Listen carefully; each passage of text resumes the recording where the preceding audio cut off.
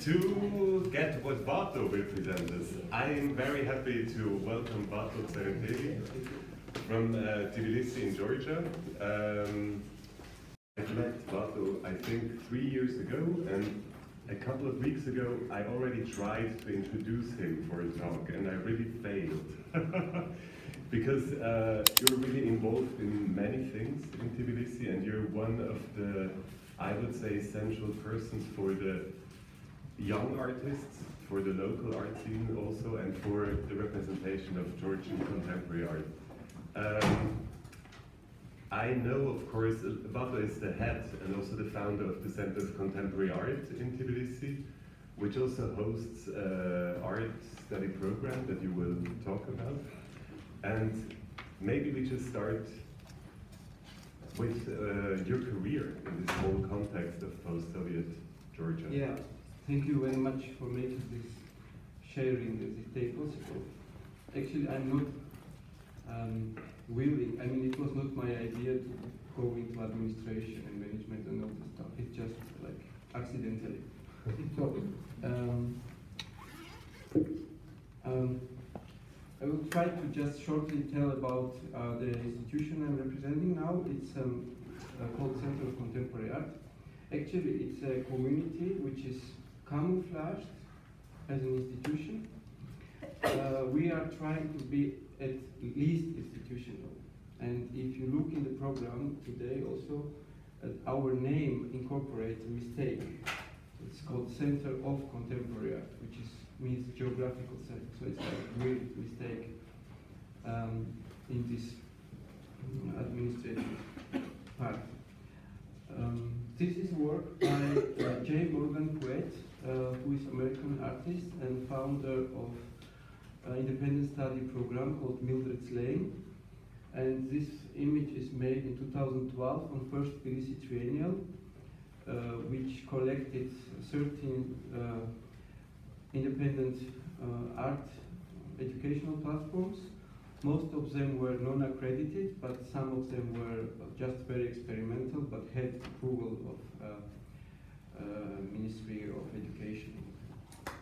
And I think this image maybe shows or illustrates the atmosphere that we tend to continue in our work. I will just start with geography a little bit too. Yeah, okay.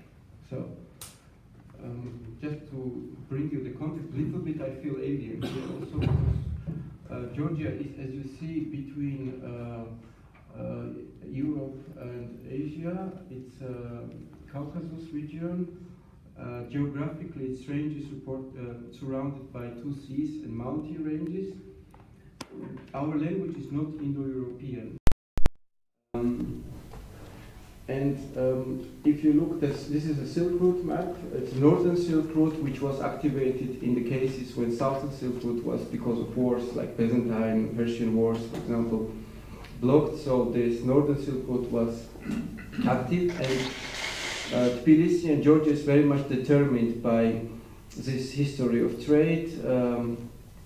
There are many caravanserais, it's a special hotels for caravans, carrying goods from different places. It's also important to mention that Tbilisi was not just a stop on the caravan way and the Silk Route trade way, but it was an important point to exchange goods. For example, Armenian community living in Georgia were getting from Iran and India textiles, and in Tbilisi they were changing it to a Jewish community, which brought it to Genoa and Europe further. So it was like important point.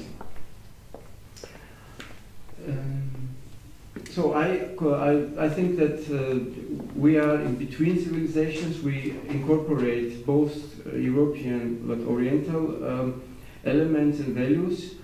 We are not Indo-European, and this very small language group which exists quite a long time. It's south, so it's on the level of Rome and Barcelona and Istanbul and New York approximately, but it's also east. And I would like to tell you one joke to illustrate the difficulties that we deal with in Georgia, this joke exists also in Portugal, exactly in the same setting.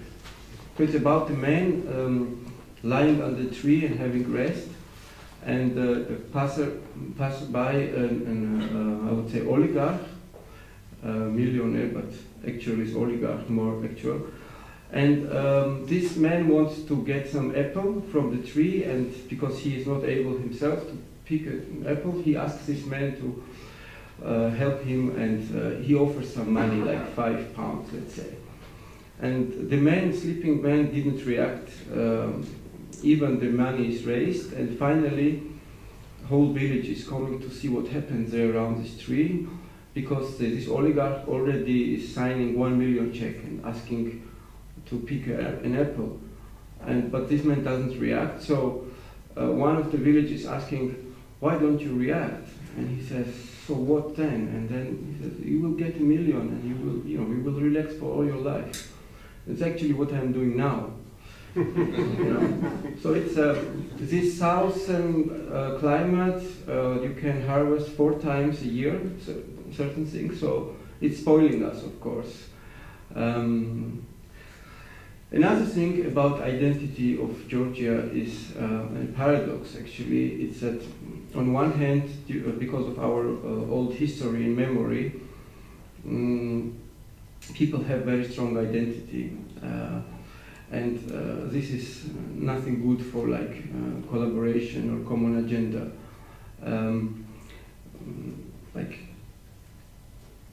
This is like a bit of illustration that everyone is pretending to be a king, let's say. This is another photograph that doesn't really relate to what I say, but it's illustration. So paradox in that on one hand the strong identity is combined with history of religious and multicultural tolerance in Tbilisi, the capital of Georgia, which is over thousands of years are living different groups, religious groups, and there is no facts that there was any pogroms or any discrimination on that level. And I think these two things are like counterpoints of a field of Tbilisi that creates this strange paradoxical situation. On one hand, very strong identity, on the other hand, very tolerant history. But to go back to Soviet heritage, I must mention 2 things that we have to deal every day now. One thing is that during 3 generations, the Soviet regime was prohibiting anything individual acting, individual thinking. So the Soviet regime was like a corporation, and beyond that you couldn't, it was punishment, it was forbidden. So for 3 generations of people, people were brainwashed, and it was like a norm to not take initiative. It was forbidden, actually, and this is probably you have met with this phenomenon also, that people don't imagine their own potential. They can't understand what they can change and do. Another bad trauma from Soviet heritage is that all this anti-individualist strategy was for so-called collectivism, and actually this oppressed collectivism also resulted into very apathic and anti-collective society. I mean, very banal cliche. Sorry, something is wrong here.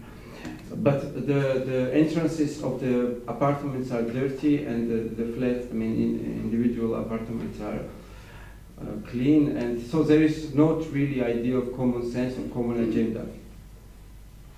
Well, so we deal with this after collapse of Soviet Union. This is exactly these entrances that I wanted to show, actually. After the collapse of Soviet Union, we were for 25 years being in a kind of busy with wars and disastrous periods. No energy, no supplies, criminality, like a lot of drugs, strangely came suddenly very cheap, available. We are now... So I think that, and we perceive that now the society is trying to stand up again and really try to see the reality, because we were living in this illusion of Soviet Union, and suddenly it collapsed like, you know, in 1 second actually. So I don't want to tell too much history, just start in the middle of 2009 when we started the Center of Contemporary Art as an initiative. And once I got the question, what was the trigger, what triggered you to do it? And actually it was frustration. I was working in Art Academy, was doing photography department there, and how Art Academy was kind of hijacked by certain people, where students were actually more mutated rather than, you know, opened up for something. And I saw like this big ship going in, you know, a disastrous way. So I started to think about alternative. And not alternative to make another academy, but to really think about a new model of... Can I ask you, the Art Academy is kind of inherited from the Soviet times, or was it refounded after? No. It's 1922 established. It is one of the 3 academies of Soviet Union. In Soviet Union there was one academy in Petersburg, one in Riga, and one in Tbilisi. It was actually very international back in after the Second World War, 60s, 70s. International in terms of socialist countries, like even from Africa, from Central Asia, from all over the world came students to study. And unfortunately, instead of what Neue Leipziger Schule, what Leipzig they did to keep the academic school and actually invite or make it possible for conceptual artists to use this. In Georgia, it was even this conservative academic knowledge was actually destroyed and not replaced in anything else. So if you ask me, academy in Georgia has like no concept at all, with 1,600 students. Also, for example, there is no curatorial studies there. So actually 90% are like producers, artists, and art historians are 10% and restorers, but there is no one educated who could create context out of this. So it's like a vehicle without, you know, wheels or something like that. So 2010, we started this initiative called CCA, and we spoke today about instrumentalizing art or utilizing art, and I think it's good to kind of connect to that when we speak about division of art and creativity, actually I think that creativity is artist's profession. Actually, we are like trained to be creative. This is maybe the difference between artists and non-artists. So also artists use different modes of thinking that usually are not used for achieving a result, like mistake or accident or intuition or contradiction, and also of course rational thinking. So I think artists try to find solution from no standard different perspective. And our work is also a result of this kind of thinking, because for example, if you have a study program in Georgia more than 9 months, you have to have a license. License means that you have to agree with Ministry of Education all programs that you do and get accredited for that. So we didn't want this, because we knew that this is a limitation and we can't really make different things, let's say. So we found this niche in these 9 months, And actually you can do whatever you want with this 9 months. You can do 9 months 1, 9 months 2, etc. So. Then the other niche that we found was idea of informal masters, which is, masters is something very established and academic, and informal masters create something like different perspective. Since we are, as I said, community, we also keep this informality and cultivate it in a way, so to not turn into kind of dead institution, let's say. So this platform itself is result of many creative ways of finding and developing something, this kind of platform in Georgia. I consider it also like a station where many things happened, and so it's like for interested people in Georgia. Internationally, we work with international artists.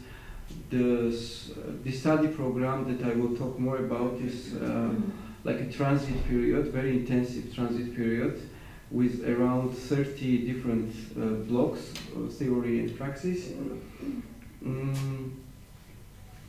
And actually this ability to like what we call artistic thinking is very important now in these post-Soviet countries, because we are in so-called transformation period.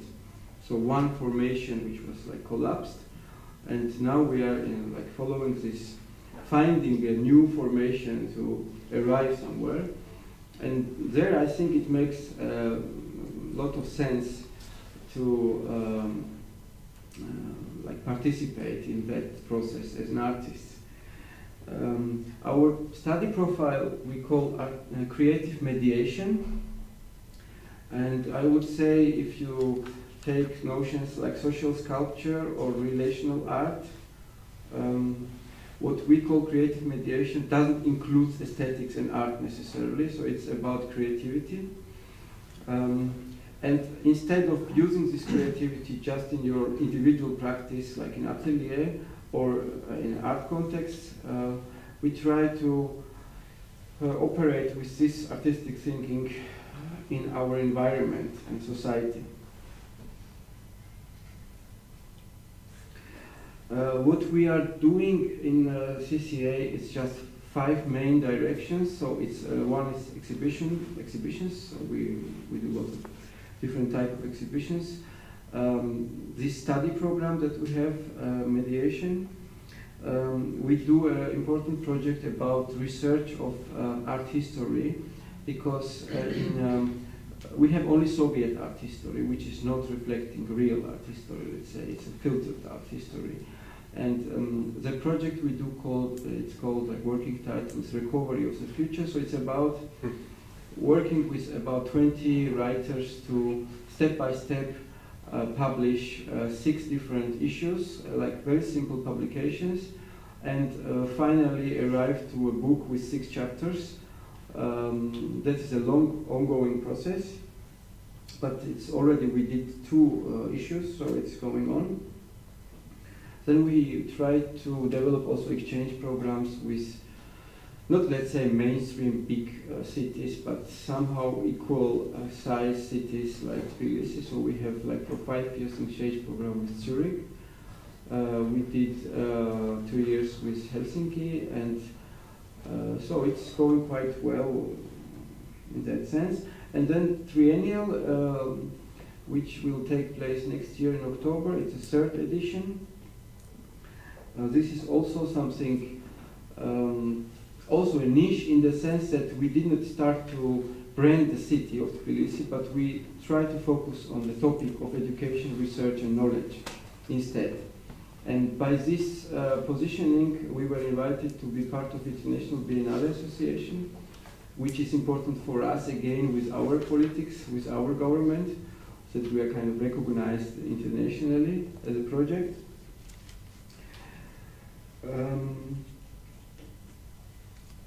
Yeah, so I can show you some of the situations, just different practices like performance,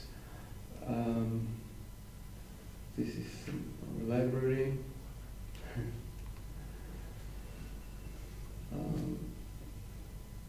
I think most important what we found accidentally is that we had exhibition space and we had educational space, and they were similar in size. And there is some, in this proportion, there is some special effect, I think, because if you consider,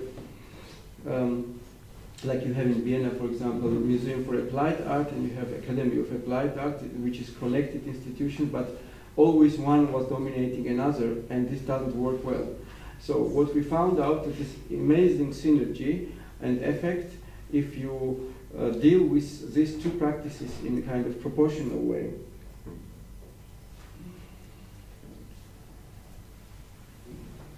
So when this, let's say the year starts, first 2 months we are doing so-called mediation projects, and I brought some publications made by students. I will put outside and you can have a look and take it with you. It's, all of them are in English also. This mediation project is what we talk about all day today. It's about acting beyond art and using collaboration as a basis for artistic thinking, trying to create new situations, new social constructions, new initiatives. And of course, always is research is one of the basic elements to start doing this. So we have different like practical and theoretical parts. Like this is, for example, Dima Dadviani is one of like pioneer of electronic music, which is bringing sound as a form of art. So different spaces that we are refurbishing permanently, so we're a little bit like nomadic body. The thing is that we never pay rent for space, so it was our strategy, and we call it like hybrid economy. So it's, when we speak about funding, one of the things is that we avoid to pay rent, and instead of paying rent, try to offer something else. And mostly this is development and revitalization, you can say. For example, this building is Museum for Medicine History, which was a sleeping institution for more than 20 years. And in change, we got 1 floor of building in the center of the city. And we start to try to reformulate this museum, talk to the government, talk to the city. And finally, 1.5 million lari, which is like our currency, came from the government, and this museum got budget, and it was restored, and it will open now. So we actually affected much more this institution rather with a rent that we would pay them. Concerning also license and accreditation process, I would just mention 2 important components that we started very quickly, very spontaneously. One of them is called Field Academy. It's run by artist Mamuka Japaridze. This is him. This is something that we also introduced in 2012 as an obligatory practice for everybody. It's 7 kilometers away from the city. It's a place where once a week students go to work with Mamuka, who is like one of the interesting artists coming from 80s actually, and kept being very alive and very interesting. So he calls this artistic practice in relation to living environment, and it is very diverse course where starting from farming to cooking, this is distillating alcohol, for example. This is a product that is developed in Field Academy. It's called in Cha-Cha Chai, which is a really funny name, means tea from grappa. And it's a special red grapes that Mamuka and students were make dry and then make it fruit tea out of it. And actually now it got 120, some big money it got to be marketed, this product, yes. So it makes very big sense and difference when these participants of the program are in the city. They are like wearing their own context and there are more like tensions among each other, but when they once go there, they have very different attitude towards everything actually. So Mildred's Lane, which I was mentioning before, is also a place in Pennsylvania where a one-year study program is giving opportunity to reflect everything from new perspective. This is Mamuka himself testing this tea.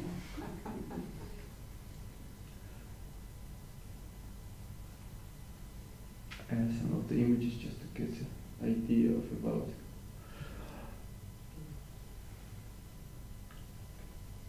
This is shadow, important.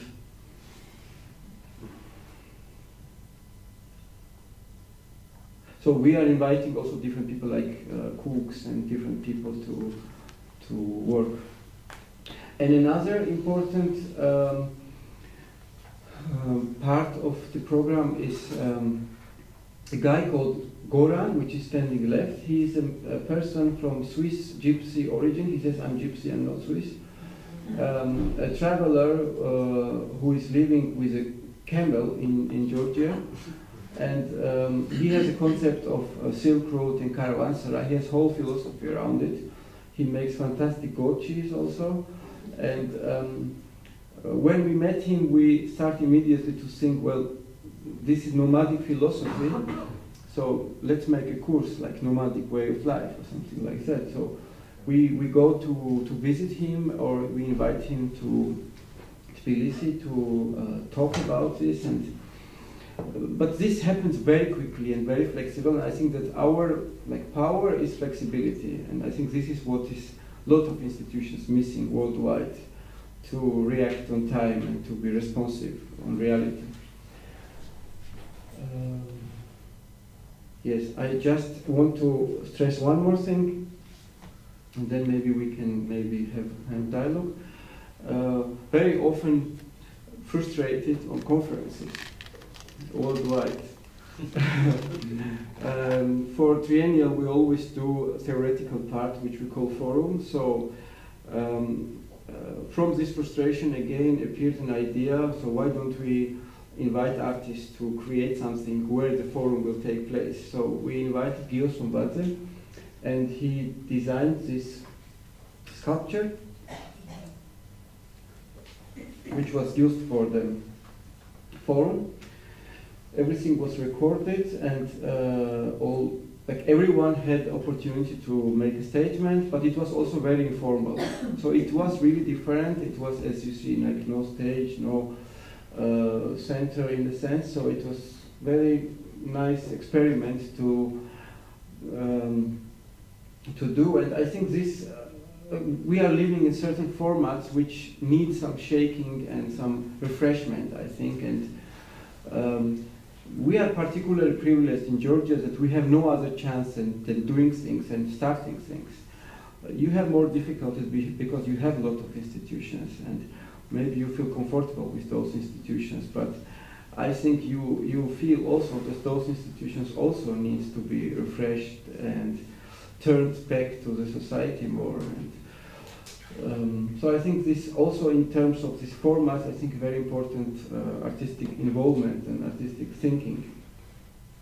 But actually, I suppose that we turn to more interactive. Yes. Good. Yeah, maybe it's a good point you just made, that you don't really have institutions, and on the one hand, this is kind of a obstacle because it's like they're lacking also infrastructures, and on the other hand, it's some kind of a free space where exactly what I'm fascinated in, where self-organization becomes also very important. And since this was also the topic of your last triennial, I would be more I would be interested to hearing more, maybe also for people who have never been to Georgia, about the relevance of self-organization that you researched a lot.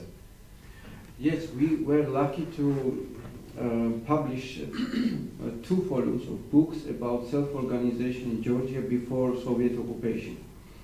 And because we are frustrated, Georgia is really lazy in the sense that, how it's possible that our country actually is like a machine, stopped machine on standby. Like, we have fantastic soil, and it's really nothing happened on that soil. So we were asking ourselves, how was it before? It was always like that.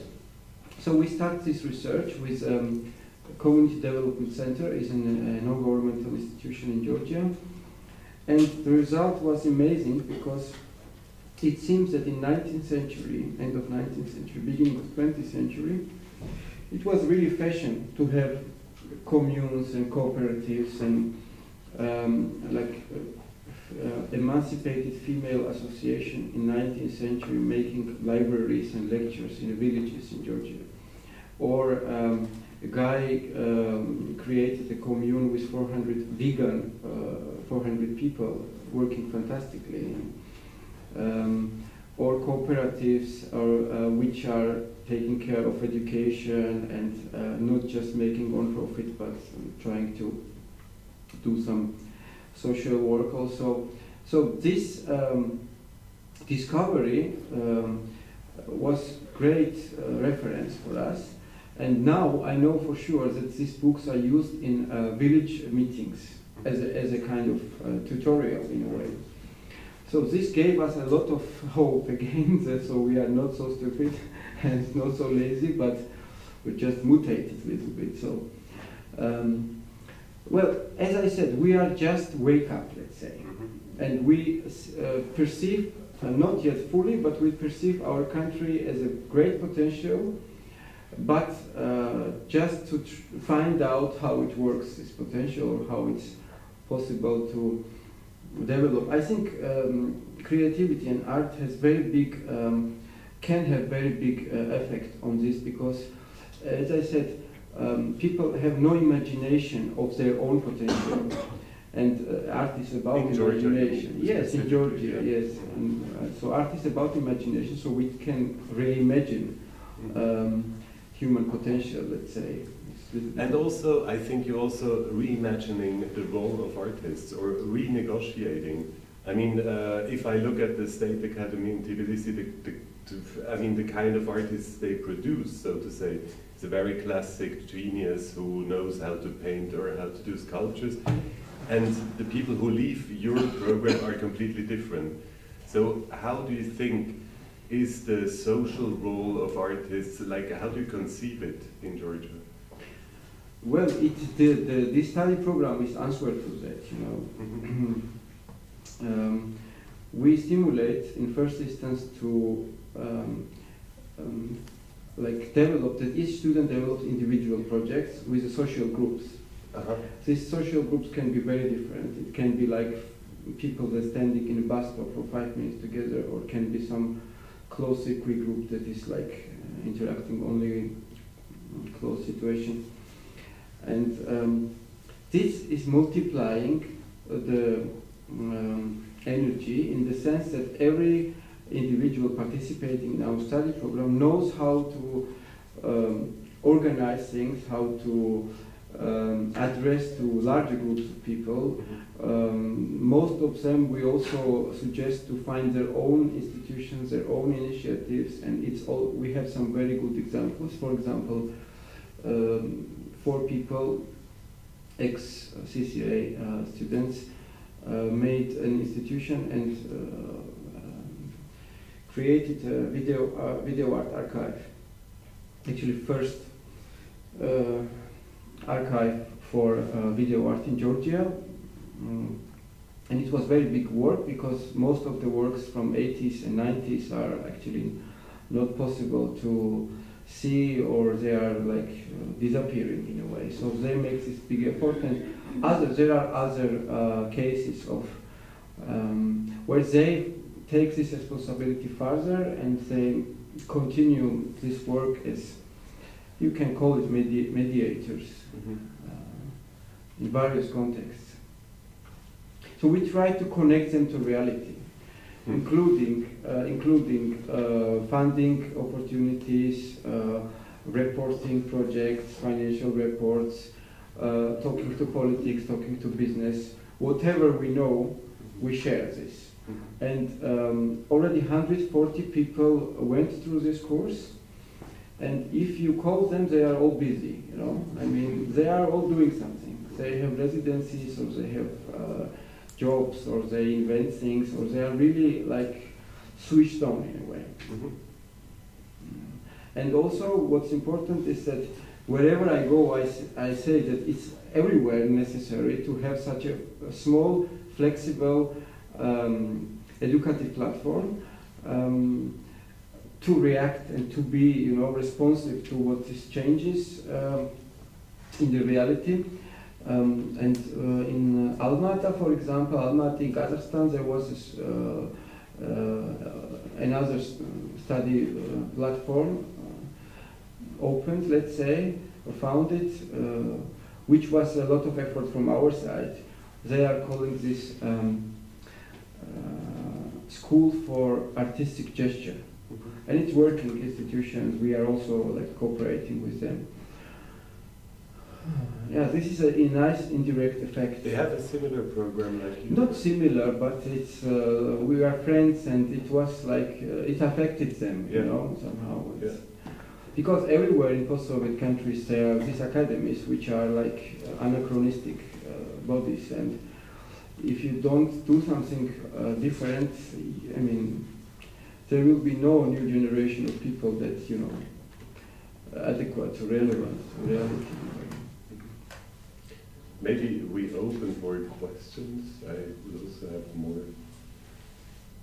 There's other Georgians in the audience as well. It's actually Katie, it's Mamuka's sister, who we will show, is art historian living here. Did you study at the Art Academy? I did, yeah. Oh my God. Where did you study, Walter? Yourself? I studied in Antwerp, in Art Academy.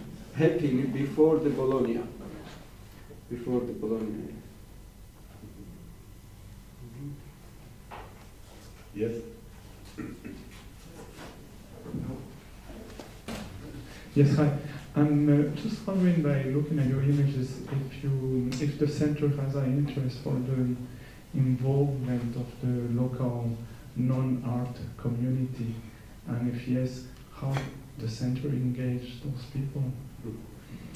It's all about that, actually. I mean, all the projects that students are doing is with non-art community, and many people that we invite for these theoretical blocks are also people from other fields. So it's daily basis is so that was interesting about this same eye-level communication. Yeah, it's also for us an issue, and there is like border, you know, where you keep on one side on another side. But we try also to make this horizontal cooperation platforms where it's not about artists helping someone, but it's just about developing things together in a way. If I answered your question, you know. Or you mean more concrete projects, maybe, or? Oh, I just think that's quite a challenge, or usually like more community-based projects are challenging. It's challenging to involve like local communities, and especially people who doesn't have a history of contact with art. So I agree, it's challenging, but it's possible. And when I hear that question, I remember the performance by the New Collective, which was like a temporary, or maybe it's still existing, women's collective, who did like it ended up to be an exhibition that was on for, I guess, 2 weeks in an old library that was kind of fallen also asleep. Like the stuff was still there, but it seemed quite deserted at the same time. And I was fascinated by this project because there was something it was two parallel worlds somehow. These old women who cared for the library and these young artist women who did weird performances in their space, which ended up a bit in what you mentioned this morning. Seeing people work created some kind of union in this space. I've had a very good feeling about this project, even if it was not obviously involving like this local community of women working in this library. Yeah. Mm-hmm. There are different situations and different atmospheres and yeah, ways of collaboration that work differently. Mm-hmm. But there are many projects, and all of them are described also in the catalogs shortly in English also. So it's all catalog of different projects, different type of projects that involve society and environment in a way. And another thing that I find remarkable, I have also work experience in Georgia, and especially with young artists who come from CCA. I think I work with many of them, and they have a much more direct approach to collaboration. I think, I would never say they're not sensitive, but they're less like hesitant, probably, which I kind of appreciate. I think in the end, the practice does not so much differ from what we are doing, but we maybe spent before 2 months thinking about whether we are allowed or legitimate to do this. And without being non-critical, they don't have such a long time of self-reflection about the way or the approach to collaboration. I don't know if this depends on the education you do, or if it's informality, maybe. The informality. Yeah, like take away the not needed these academic filters and layers, and just we have no exams, no credits, nothing like that. So it's about, for example, making projects, participate in a show or participate in a catalog. Or, it's about practice actually, results of doing things, and not so much of paperwork. Okay, that's true.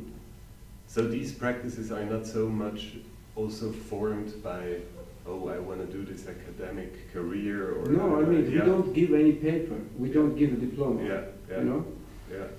So they know from beginning there is nothing. I mean, of course we can write recommendation letters and all kind of stuff when they need it, and we do it, of course, but from the beginning they know they will not get any legal paper that allows them something in terms of job or something.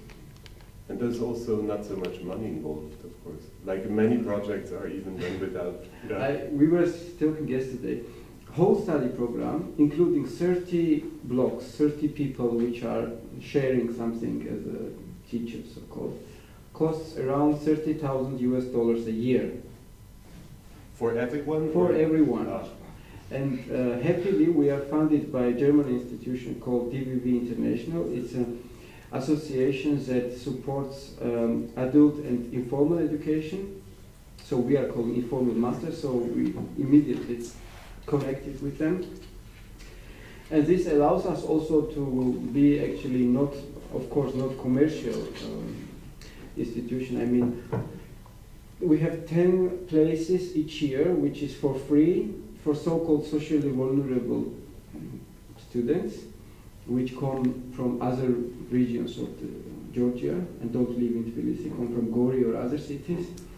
And the rest also, which are not under this vulnerable status, so-called, and if they have not opportunity to pay, so we allow them to do work for us, for example, or it's not about money. I mean, for us, it's like to somehow make it work that this group builds up during these 9 months and continuously works.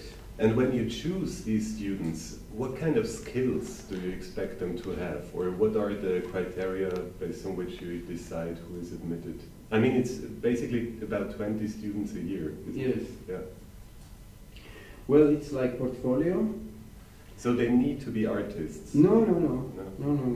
So we have people also from other, like finances, economics, social studies, different people. Yeah.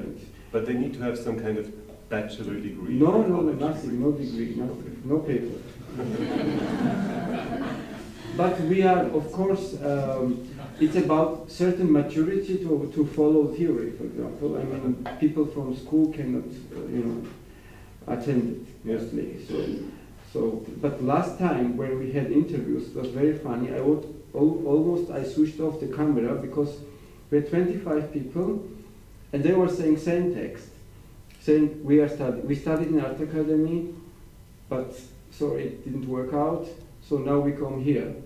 So I was thinking to write like rehabilitation center for Art Academy, because it was like too much, all these people, but mostly are from Art Academy people. Okay, yeah. Detail-oriented people.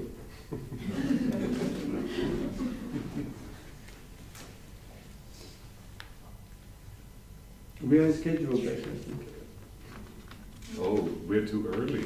Come on. Otherwise we wait for 4 minutes in silence. No, but I mean, one other thing that I find very interesting is you already mentioned that you try to also have students who come from regions, and I feel that there's quite a huge discrepancy in regard to life in Tbilisi, in the capital, and on the countryside or the more marginalized towns, villages, smaller cities. Is this some kind of issues also for your study program, or no, you're more happily not.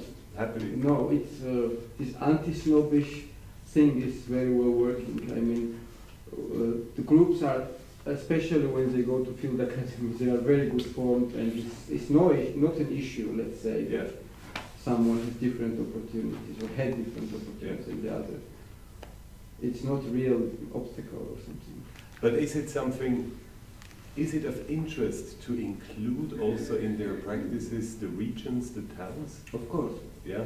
Of course. I mean, now, like development of regions is like #1 thing that should happen, because Tbilisi is like a hub. I mean, Tbilisi historically was always like a buffer zone for many countries around us, and it's still now.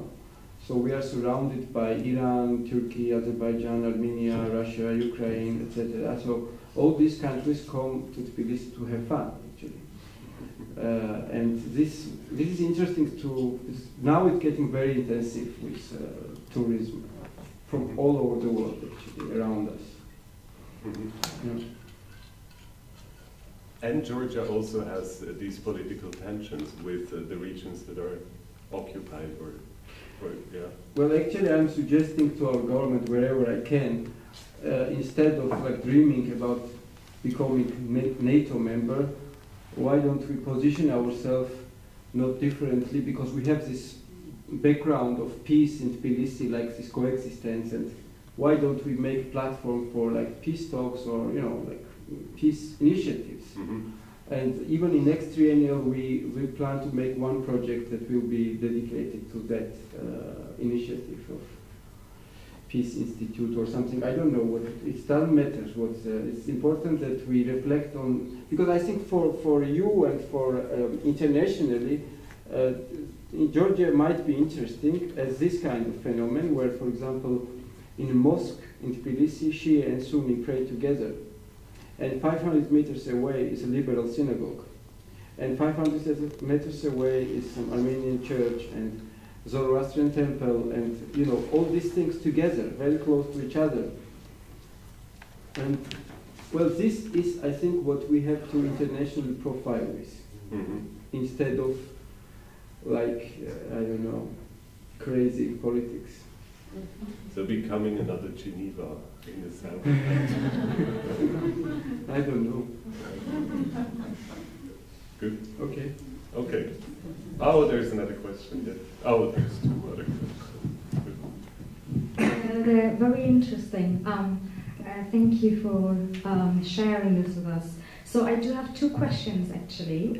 The first is, how do you foster or ensure critical thinking amongst your students?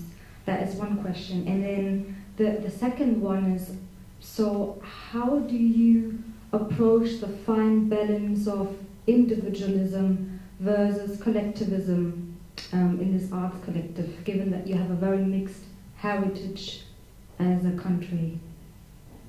Thank you. What was first question? About, So sorry. critical thinking. Okay. Critical thinking. Yes, I think, you know, when we speak about so-called relational art or whatever we call it, like art beyond the art context, in our sense, in our case, it's education itself became something where artistic thinking participated very strongly, and creativity.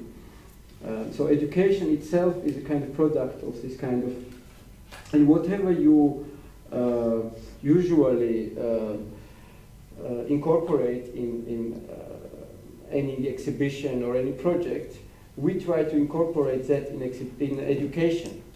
So we can easily navigate, even if something actually happens, we can invite people that relate to this topic and very flexibly create or speak about things that are actual and acute in a way. And concerning individualism and collectivism, it's, you know, this is like skills to just develop. I mean, we oblige or push the students to individually lead projects and not work together, but make their own communities, make their own partners and collaborators, artists or non-artists, doesn't matter.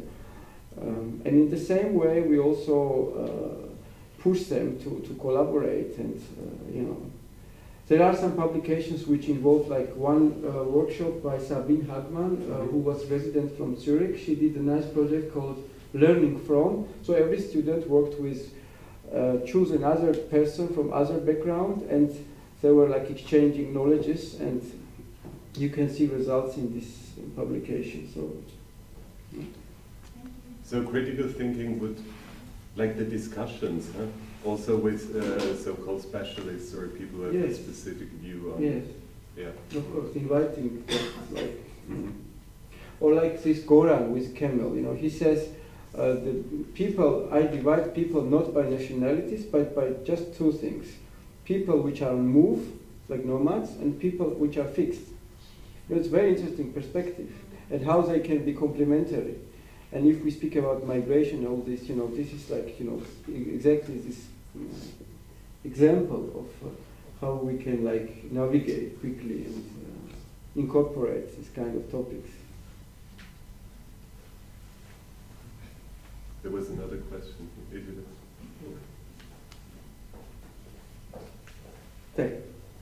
Yeah, she's not. She doesn't want to ask anything. I was wondering if you can talk more about the international or the regional projects that maybe the students are doing or that you're thinking about. A little, like going a bit back to the other question, if you can kind of talk a bit more about that. It's very interesting is that since we have no accreditation, but we have exchanges with art academies, mostly in Europe, like Hamburg or Nice or different places. So the art academies in Europe don't work with art academies in Tbilisi, but work with us. So we have a lot of interesting project-based exchanges. But also we are part of Asian Art Space Network, which is an initiative developed in Gwangju in Korea. And this is for us very important also to, you know, not look to one degree, but to 360. So we've always been connected to the East, and now it's nice that we are again invited and are part of this world. So we have an exhibition in Taipei in spring, where will be central subject our education program. And so there are many different opportunities of collaborations, international collaborations, and for the students it's very important to go through this experience and, you know, to have this responsibility and background behind how to operate internationally and what to expect from it, you know. So it gives a lot of good inputs for them to continue their international work further.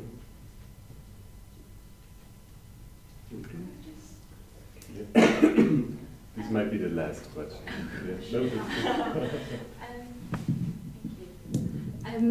Walter talked about a lot of sort of international exchange, and I was wondering, just also following, sorry, I don't know your name, Marcel, and also talking about a bit more of the regional, because as I understand in Georgia in particular, for instance in Tbilisi or in the countryside, or in the mountain regions, the culture is very different, and also the people are very different, even the language or behavior or history, understanding of the world and the life.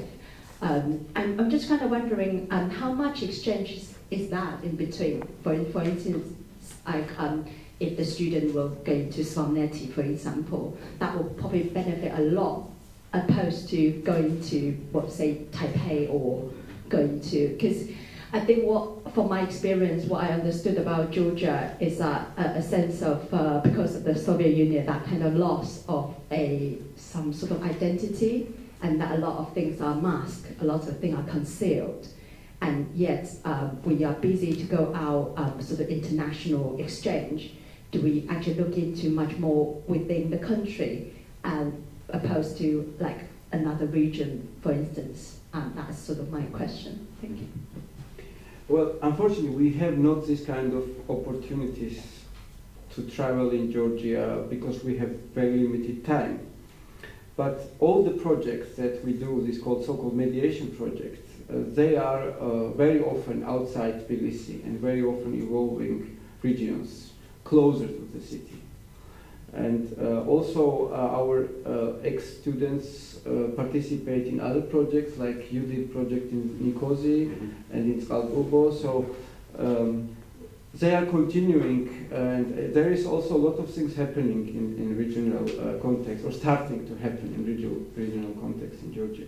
And also it's important Caucasian context, because Tbilisi is the place where, for example, Armenians, Azerbaijan, which have war, can meet, and this is the place to meet. Or you see, for example, in a restaurant, Iranians and Israeli together in Tbilisi, you know, and all this kind of stuff. So, but Caucasus, in the Caucasus, like collaborative projects, I started from 2001, and this was very important because people became friends, and they are publishing together from this, these countries which are in war situation. So it's Georgian and Caucasian cooperation is also very important, not just our country separately. Okay. Thank you. Thank you very much. So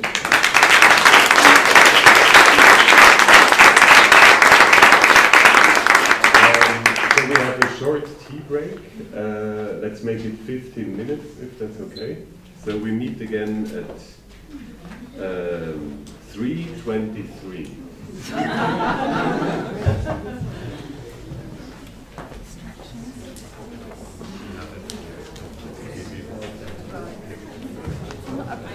I tried it PowerPoint. It's not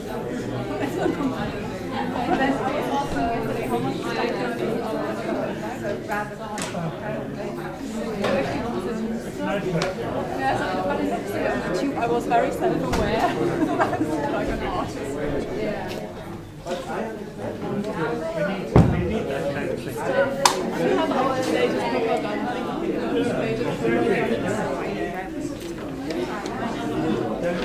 So Bill Gates and Microsoft, it's up to the powers that be.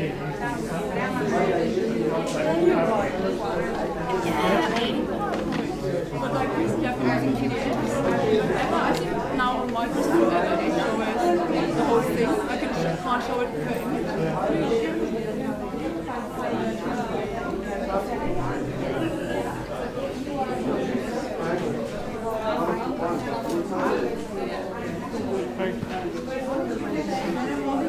Oh, thanks. Yeah, it's quite hard to fit everything in, but yeah. It's an art. It's an art form. I had a presentation the other day that said you have 8 minutes. That's hard. It's not worth doing. It was okay, Yeah. but you can't really tell what you're doing. You can't tell a Deliver a story. few Tell a story in 8 minutes. data. Oh yeah, yeah.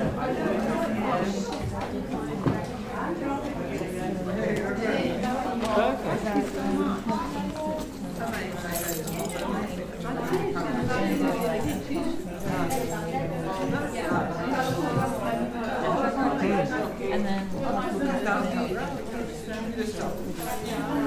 Where are you doing? Who are you doing that with? Yeah.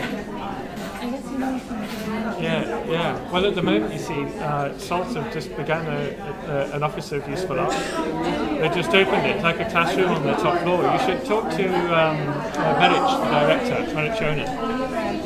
Yeah. No, it's one of the rooms in the building. Like one of the standard rooms, and there's going to be like a classroom. There's this. I'm going to go out soon, actually, to go and do some work there with them. Yeah. Well, as part of this, we have these offices and projects all over the world in relation to archaeology, and SALT have been are in this international confederation that we're part of. So they're doing a version, we've done different versions into Zagreb, America, Toronto, London. It's like a self-organising thing. But they're going to have it more like run it initially for 2 years as a sort of thinking space for community activism and all these sorts of things. Yeah. I'm so sorry. Yeah. Exactly. Yeah,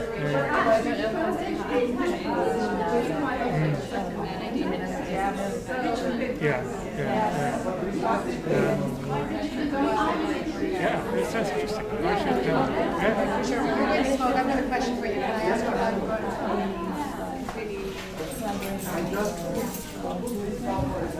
Yeah, I'm sure they will. Yeah, but I think in fact, Merich is coming over to Lima in a couple of weeks, I think. So I mentioned it to her. Yeah. You want to send me an email with something like about it? I can pass it on. Or introduce you by email. And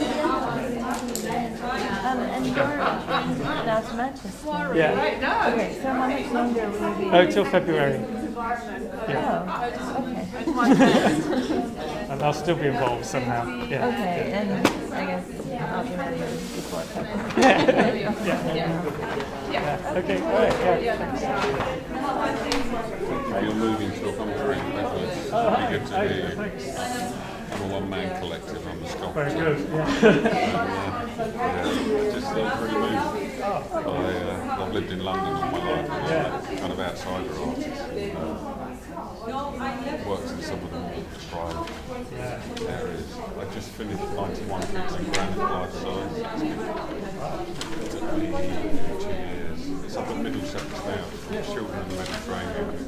It's going into the river and Putney next year.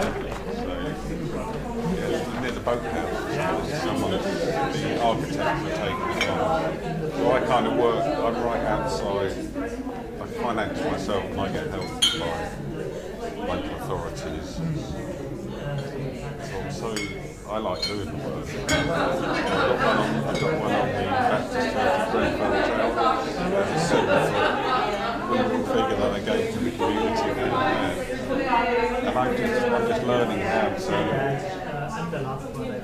really get my work out there. You know what I mean?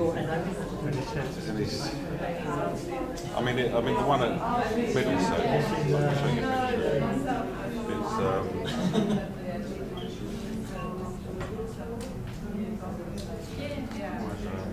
It was quite a feat,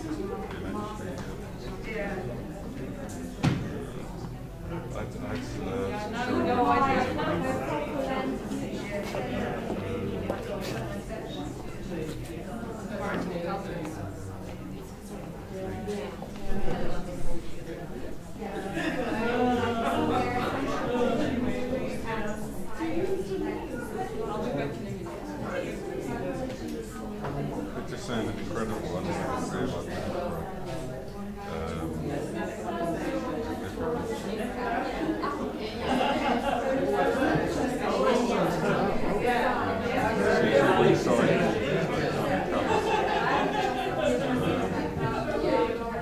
it's 7 tons. It's based on children training. 91% of the kids crossing around the country. You know what, they've got help. In fact, I built one of those buildings I showed that's going to be one of those buildings is going to be a combination for the company. Yeah, I saw that. Yeah, it's just about. It's not about politics. It's just about kids. I mean, it's made to go in water. That was the whole thing. They all get chained together, and they pop out as one, and they come in and out. I suspect I was the same. That's always the thing. Because often we get conservatism. Something always happens, but I suspect that it goes on later. Attention, conversations, or something will come out. What you find is that these things start to grow roots and branches. I think there's one that people always have a concept, always have a conversation with someone, and grow. In the end,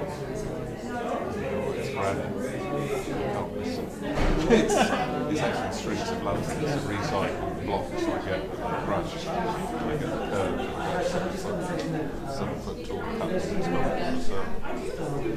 So it's perseverance.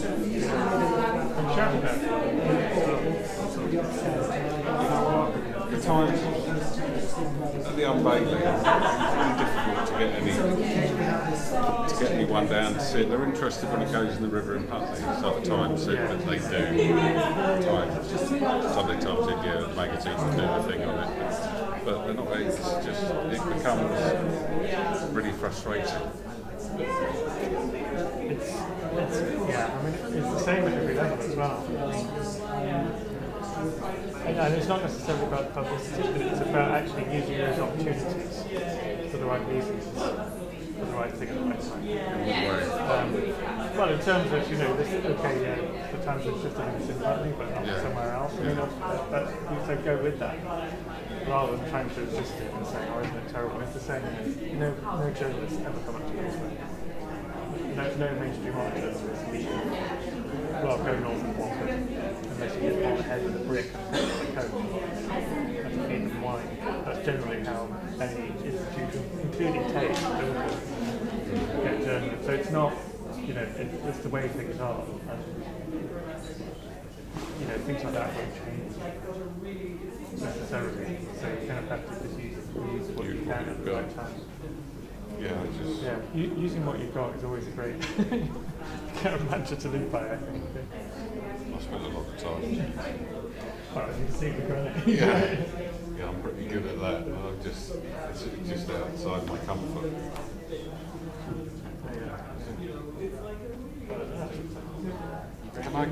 Can I send you? I'll just send you some. Thank you very much. It looks kind of. It's pretty good to see that kind of. Thank you. All right, no, thank you. I just want to say I really enjoyed the talk. I know about Myanmar, but I never really paid much attention on it. And I suddenly realized, wow, this whole thing behind it is so interesting. And you must have a very difficult position to work as this artist elite kind of thing. Yeah. But it's interesting when I started to it was quite funny now. All over the country.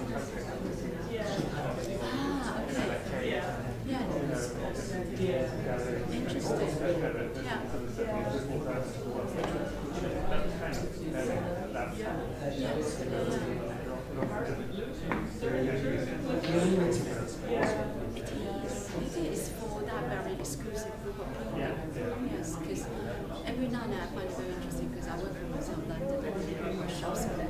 Workshops. People who can afford to get out of their house. Who were the ones meeting. I always felt guilty of part of this whole thing of helping to deliver that program.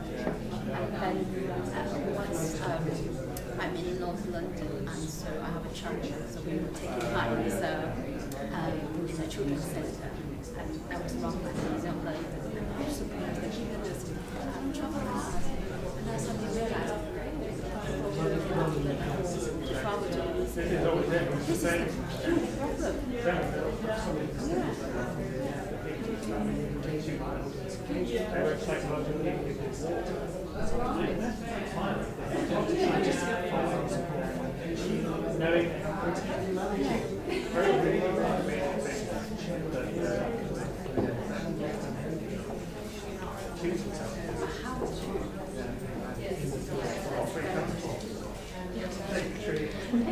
Another thing I wanted to say, you were going to start working in the Manchester Art Gallery, because I spent like 2 years in the Manchester Art Gallery, so I felt like that was yeah, so I had to was the biggest exhibition in the institution, and so his respect is tense. We've been in Manchester for like 2 years. Manchester Art Gallery.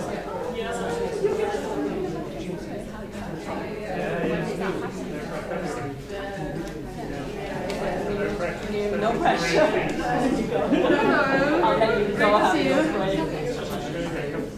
Yeah, I was also surprised to see you. I was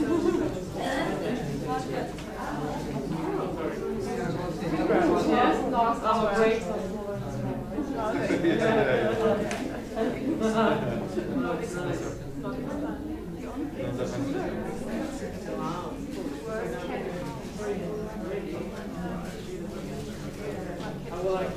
Like a third.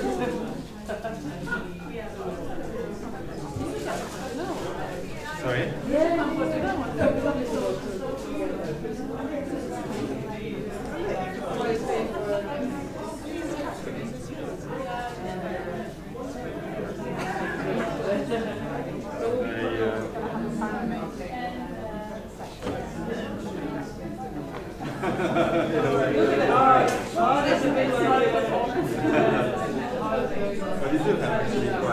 I have quite some stuff because I was social but I couldn't figure out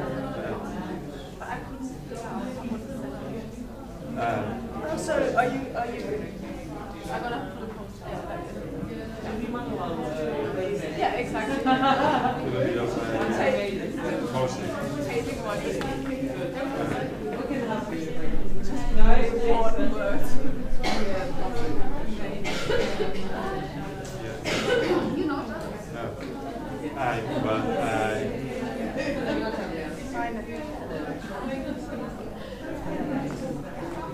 Because of coffee.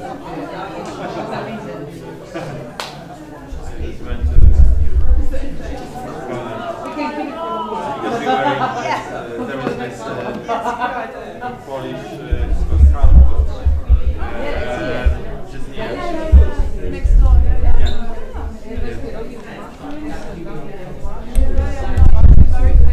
It's actually pretty good restaurant. Yeah, but this is a new one. But this one is a kind of old school stuff. But it's actually they have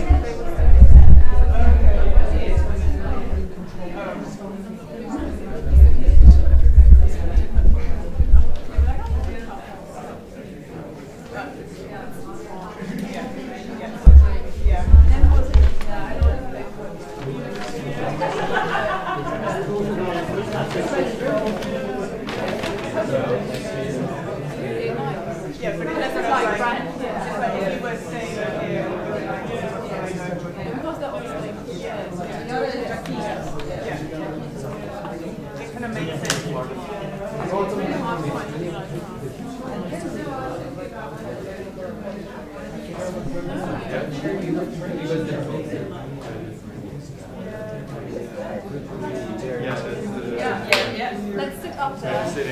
Hold my back.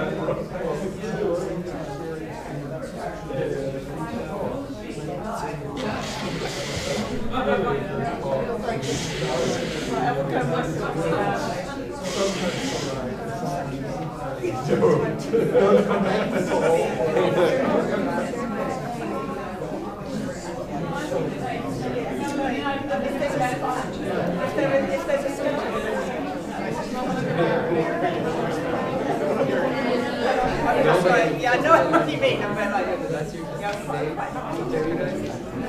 basically, I would go out and do a loud wolf whistle and get everyone ready, but that's smarter,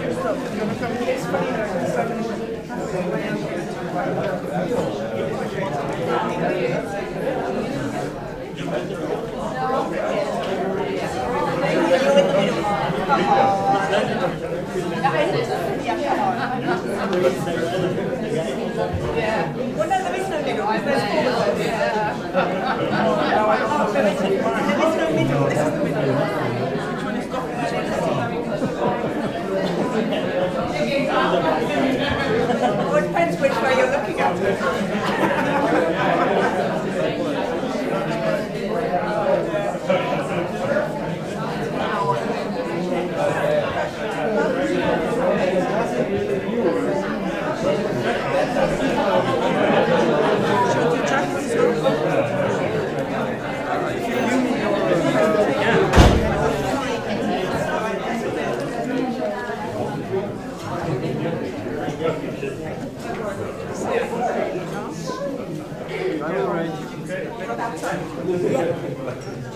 Oh wow. This is all you're coming to. Very good. Right. Welcome back, everybody. Far too quickly, I think we've got to the final three speakers for today. So each will talk in turn, and then we'll, as before, open it up to the floor. So, first of all, Emma, group, who, with your new gallery being built, and I imagine you'll go on one unit outside of it, Peckham platform. You and Molly Smith and team are delivering this really extraordinary series of projects across Peckham and South London, with the belief that, I think it's really interesting how you frame it, the belief that communities can inform and shape their engagement with their locality by working with artists. And Mark Barr, who you live, I think, between Berlin and Zurich. Switzerland, we noticed with this programme today. Your work, as we heard this morning, featured at Frieze projects and working with Peckham platform, and of course in other contexts and independently, and an interest in stereotypes, in power.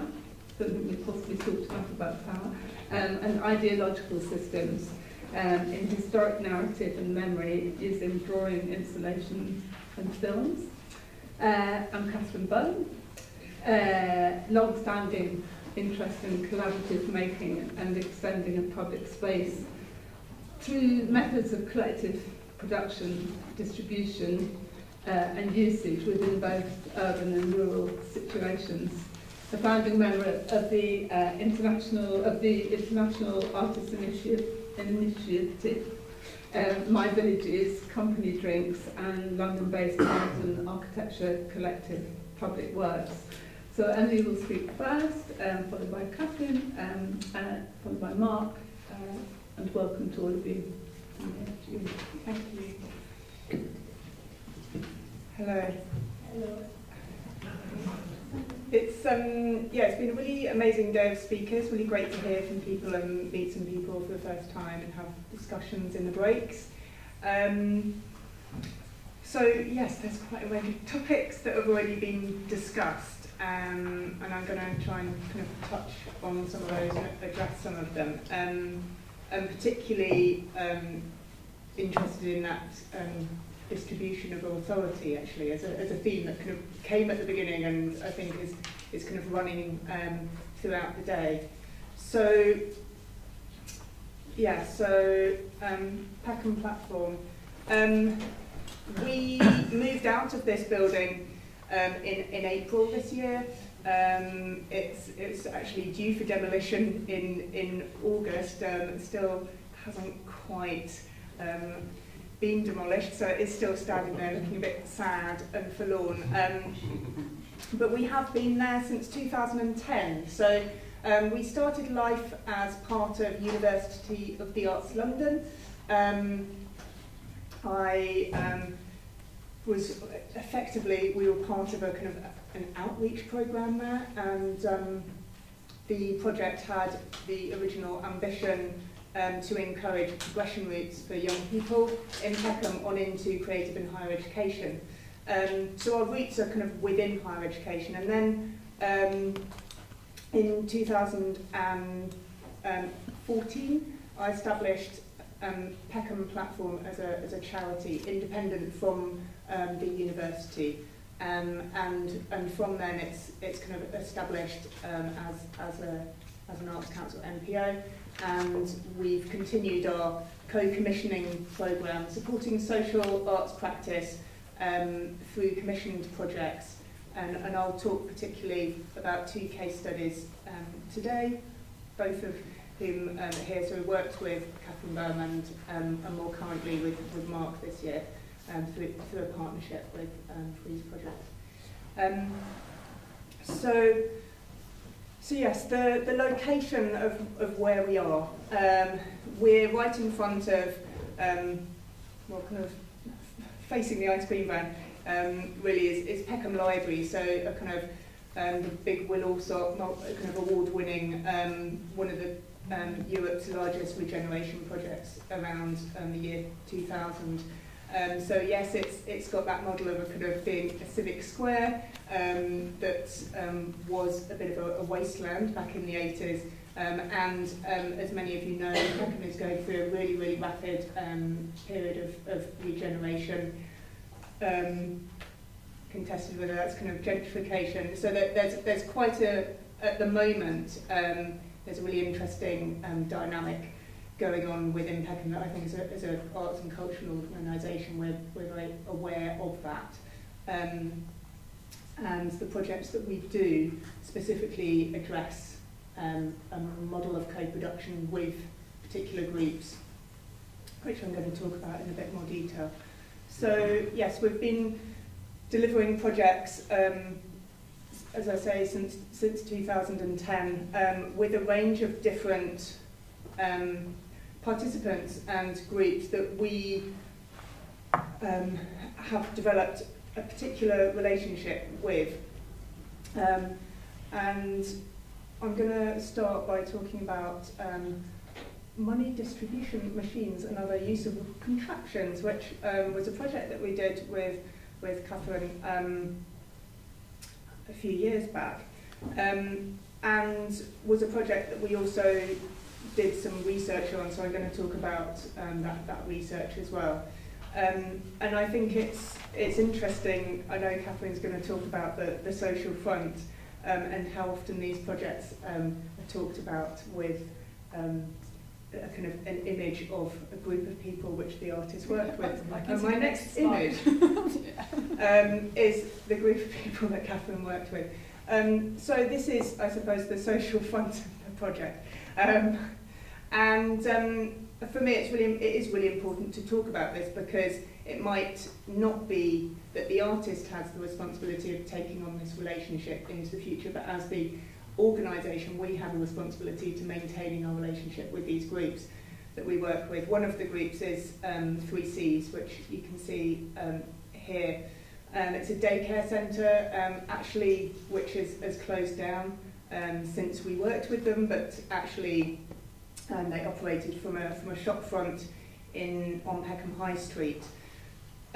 So Catherine was actually invited alongside several other artists to address a brief actually that was written.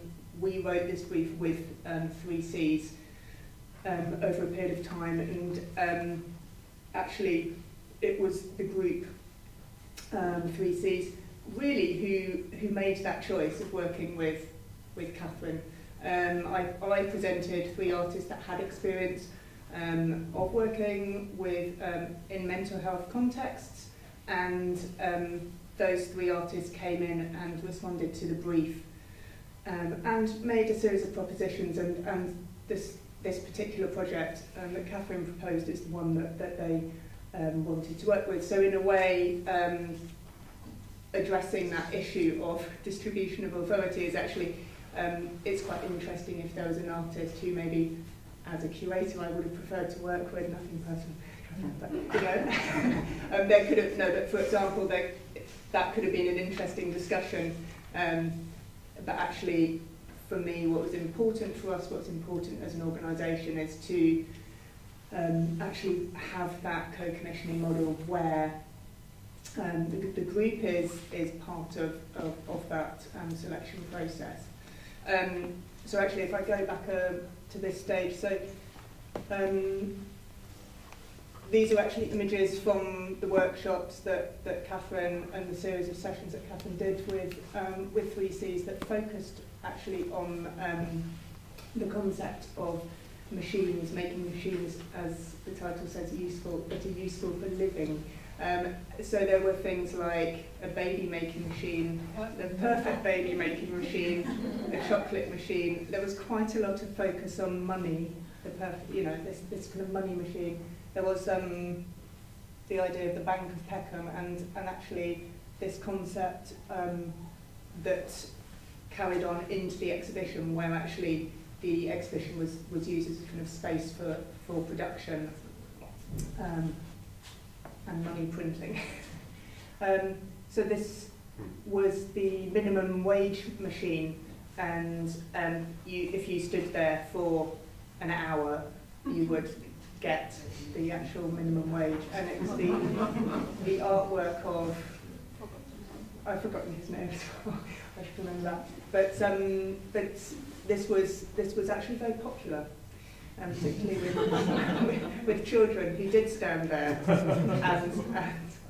and turn the handle for a long time. We had to keep topping it up. We hadn't quite anticipated its popularity,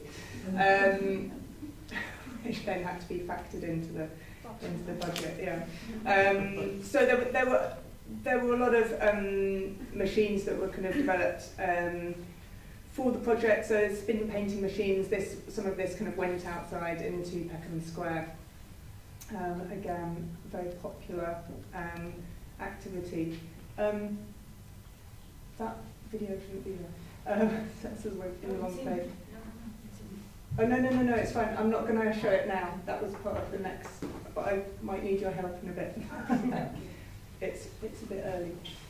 So yes, this is within the gallery space, and there was seed bomb making. So there's a lot of different activities that were embedded into the exhibition.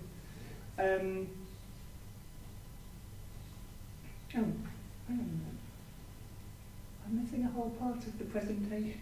This is very strange. Sorry. Ah, right. Okay, I don't know why that is. Whole part, the second part of my presentation is in here, which is really strange. I'm really sure I sent all of this over on Tuesday. I'm going to spontaneously not respond to the slides.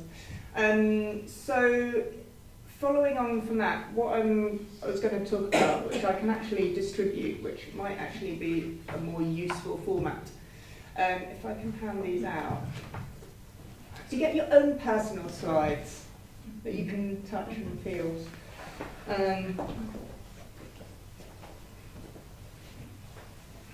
You might want one of that. So yeah, there's a few more here for people that want them. So has everyone got one? So what I'm handing out now is actually something called the Social Art Map. It's a project that we did with Birkbeck University and a researcher there called Sophie Hope, and we worked with arts organisations across London who were commissioning social arts projects, and we actually mapped the commissioning process from the perspective of the artist and the institution and also the participant. So I think within the actual process of commissioning social projects, there's always something that's very hidden. And I think when you're talking about kind of making visible some of the power structures and distributing authority, it's really important to try and make what goes on behind the project more visible. So one of our ambitions through doing this research, which is now a few years old, but we're developing more ideas behind the scenes, was to actually reveal some of the different timelines. So we literally focused on one commission per organisation and brought the commissioner, the artist and the participant together, and we mapped the whole lifeline of the project through really through those exercises. And what we have here is a description of the commissioning process from the beginning, the middle and the end, from each of those three different perspectives. So the reason I wanted to bring this up today was because I felt it's so relevant to actually, you know, make visible some of these dynamics. And the project, I do have a video here which might be useful to show in a bit, would be to talk about Mark Bauer. The project that we did with Mark is actually currently on an element of that is actually on show in Peckham in the Aylsham Centre. So we worked with Mark this year, which is actually the first time we've done a collaboration with Frieze projects, and we run a project called Youth Platform, which happens it's a bi-weekly session with 13 to 19-year-olds, and this is continuing even though we don't have the gallery. They meet at Peckham Library. We continue to do that work, and Mark came in, and we knew that the group were particularly interested in this notion of identity. What did identity mean to them as young people, and also how was an artist like Mark going to come in and work with them around exploring some of those issues. And it was a really exciting opportunity to have the partnership with Frieze. So there was an outcome that was authored by Mark, that was shown within Frieze. I think it seems very positively received, and included engagement with Youth Platform. And then actually the output in Peckham, in a way, is the authorship of the young people who engaged with the project. and you can see that is on until the end of November. So I would like to show the video now, if that's possible, which just gives you an idea of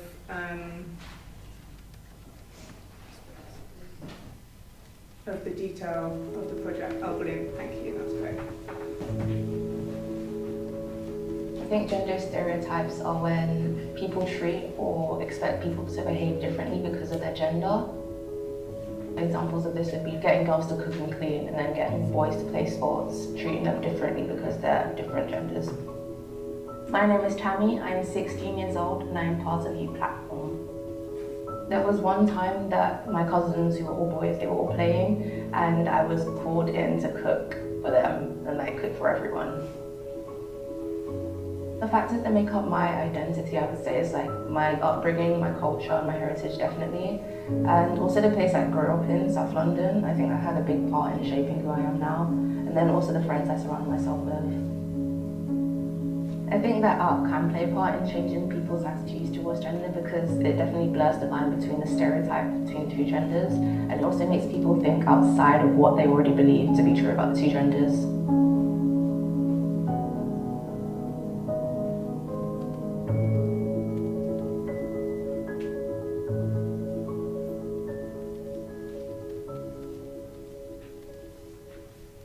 So it just gives you an idea of, I suppose, the activity, the experiences that the young people had working with Mark in Peckham, which was great. And then you'll hear a bit more from Mark about how that then translated into the final artwork for him. So I suppose I really just wanted to finish up on how we're actually evolving with regards to, I suppose, Peckham Platform, the evolution of our practice. We do have this heritage and kind of archive of commissioned artworks now, and we have established a model of working which feels very needed, and we have negotiated a permanent space in Peckham, which is a feat in and of itself, because it's just such a competitive space now. So I can share. I mean, these look like amazingly generic plans, don't they? They kind of could be anywhere. But effectively, if any of you know Peckham Square, there's a clock tower at the bottom of Rye Lane that used to be Jones and Higgins, which is kind of just behind this high block there. And you can imagine there's this archway here that goes across, which is going to be removed, and this is kind of taken from the perspective of Peckham Library. So there's a huge amount of changes that are going on, as there are across many cities, but this particular corner of London has a performing arts academy that's opening just literally off this north side of Peckham Square. These two blocks here are going to actually be brand new housing, and we will be located in the ground floor of this shorter block over here. So a bit like Tesco Metro. So the idea will be that it's a ground floor, street level, entry, high street space that will include about 5 times the amount of footprint that we had before, and we will be opening our doors to commission artists, to produce new work with artists, but also to have an archive that we want to share with other organisations that are interested in this work across the UK.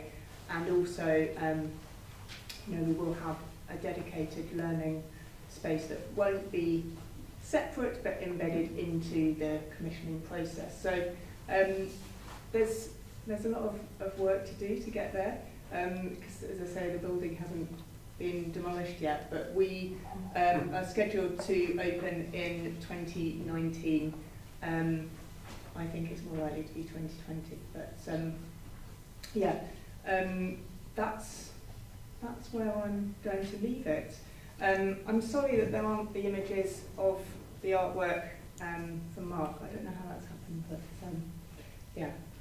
Can I just ask you one, thank you very much, ask you just one quick question about your relationship with artists, whether you aim to work with the same artists over a period of time, or whether you bring in lots of different people, or I mean, I think there's a need to how I see it is that each artist that we've worked with has brought a different I suppose solution to maybe a similar problem.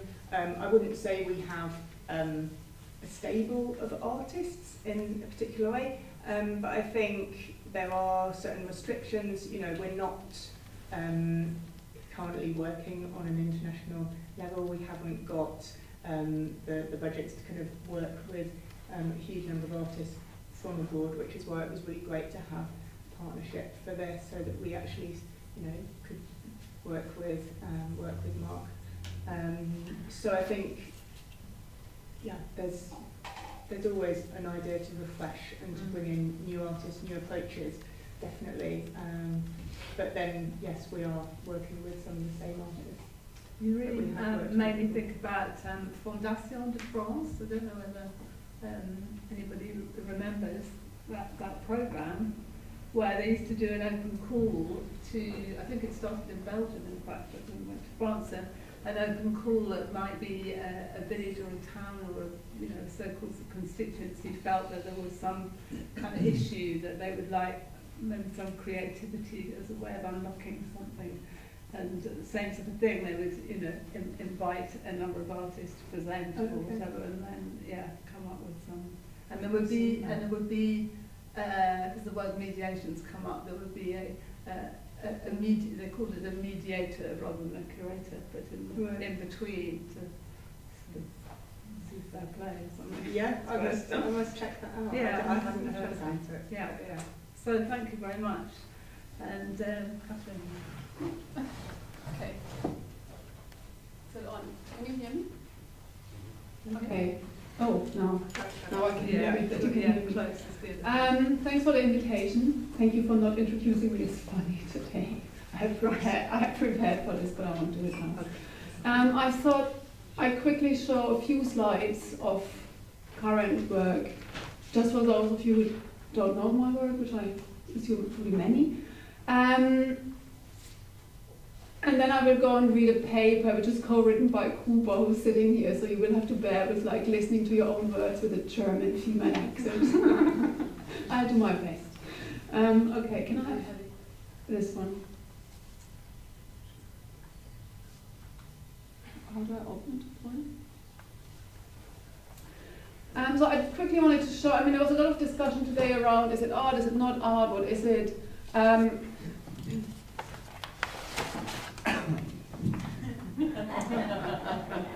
Quite clearly art. Doesn't have to be used as such. It can be many different things, but I'm very much insisting that what I'm doing is art. If I would do it as something else, it would be something else. But all the work I'm doing takes on the form, the shape of things that don't look like art. So one work is a drinks company. So yes, art being used to, it can be a painting, it can be a sculpture, in this case happens to be drinks.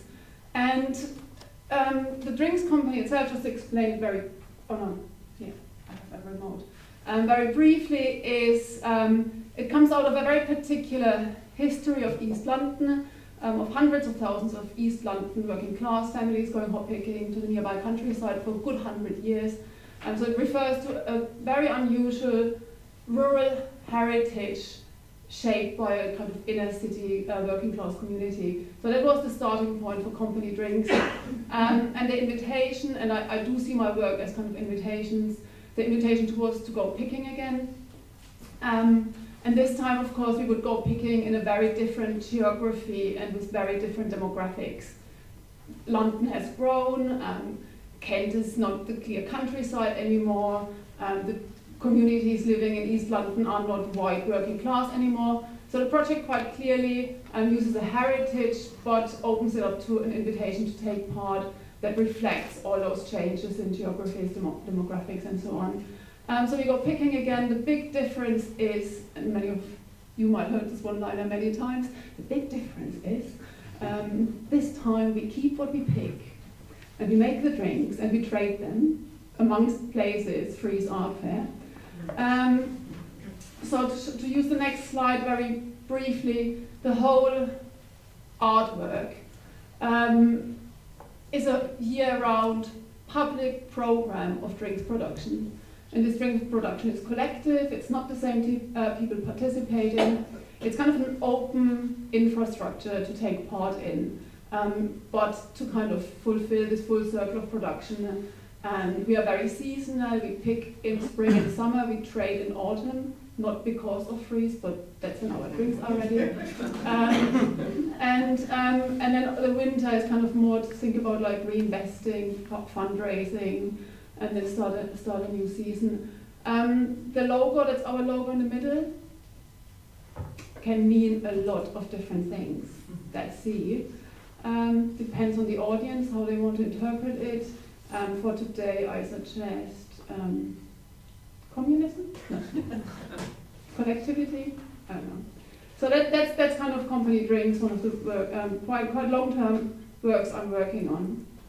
And then I just wanted to show another project that takes on the format of a school. It's called the Econometric School. It's been going for 10 years, but that's the book that's coming out next month. It's trans-local, informal, self-organized, decentralized, practice-led, and multilingual. And again, just to show an image of what the school looks like. Yes, this is a coffee afternoon in my home village. Yes, this is a seminar on feminist economy. Other classrooms, we've been building an Odaya in the mountains in the Brezoy area in Romania. And that's not just building, that's rethinking quite traditional forms of commoning and transferring them into more contemporary ways of commoning. The school will also take on the form of a market stall run by Dutch women in Paris serving Turkish food.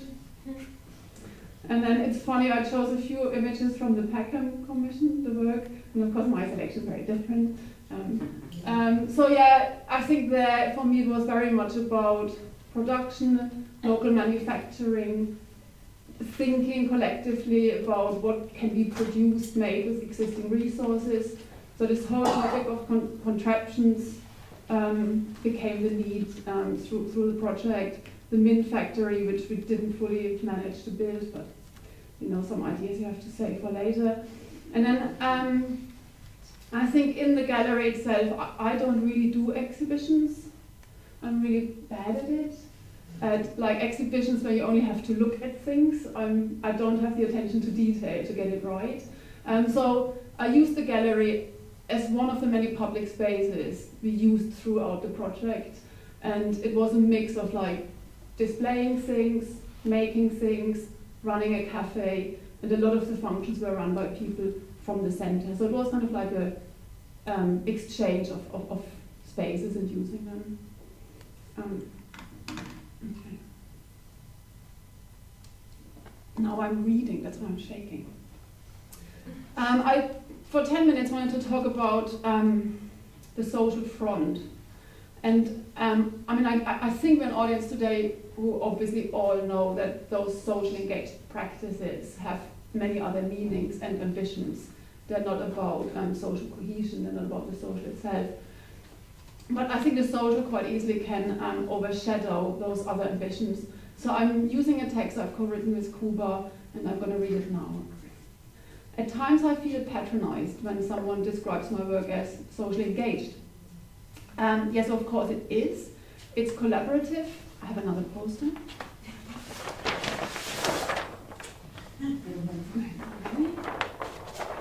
It's collaborative, it's collective. And of course, this leads to like many social moments and situations, and it's unavoidable, but the social is not its sole purpose. Calling my work socially engaged is like calling my painter colleagues' work visually engaged, or my friend's work, who has gallery representation, is like commercially engaged. And I think the frustration why this art poster is down there, that I personally would really appreciate that if the art that we know as such, that's produced in studios and shown in exhibitions, if for a change this kind of art would need an additional attribute to be understood. And our work could just be called art, so the not art doesn't have to be used. But yeah, let's look at why the social seems so dominant, why it so easily blocks our view from seeing the other ambitions in the work. Social Front, written with Kuba Schiller in 2016. So-called social practices, and this includes mine,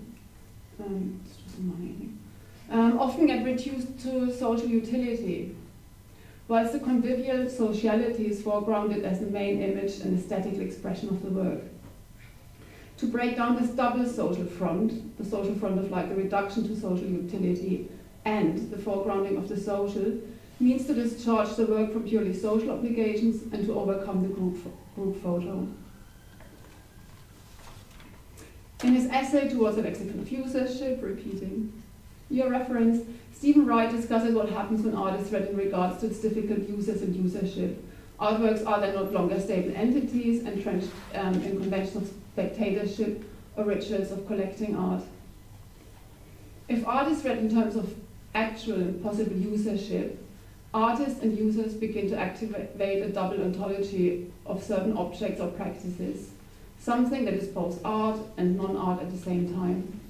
My work, as you've seen, often adopts everyday or very usual familiar structures, such as a shop, a community shop, soft drinks company, a school, sauerkraut making, or piling up hay. And by using those familiar structures, they very much work with this idea of having many access points, very kind of familiar, low threshold access points to a practice that then it becomes increasingly unfamiliar the more you participate in.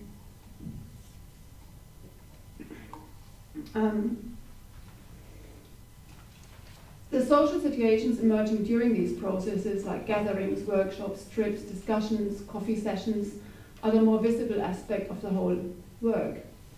But the energy released during these fusions overshadows other qualities that remain inherent to the process. It's not my intention to subsume the conceptual, architectural, political, economic, or aesthetic in the social utilitarian. And I think if I could choose words for my work, I think of it in quite architectural terms. I know that sounds formal, but I very much think it as a kind of production of public space and non-physical production and reproduction of kind of social space. So I don't think my own work in social terms, but more kind of architectural or political terms. The other issue that is accepted, of course, is that the group or the collective in the work is also what resembles most closely an authorial figure. And now we're coming back to this idea of authorship. So if authorship is so diffuse, then there's no single artist, at least there's a group, and we can identify this as the author, which again kind of just reinforces the idea of creating a social construct. Something is either art or utilitarian service, an artistic practice or community enterprise. It's autonomous or instrumentalized, individually authored or collectively negotiated.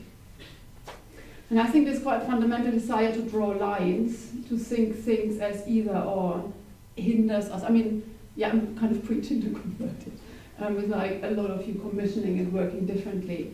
But I think in general, mainstream thinking, it still hinders us to like open up what art can actually do and should be in society.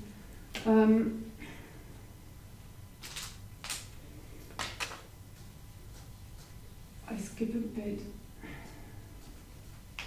In this realm of extended practice, the authorship of his work is collective, uncertain, and even totally diffused. But insisting that the value of such practices should be measured by its convivial collectivity is missing the point. You're soon running a whole project on collegiality, no? Good. It would be like evaluating, that's Kuba's words, It would be like evaluating the beauty of rippling waves by measuring their water content.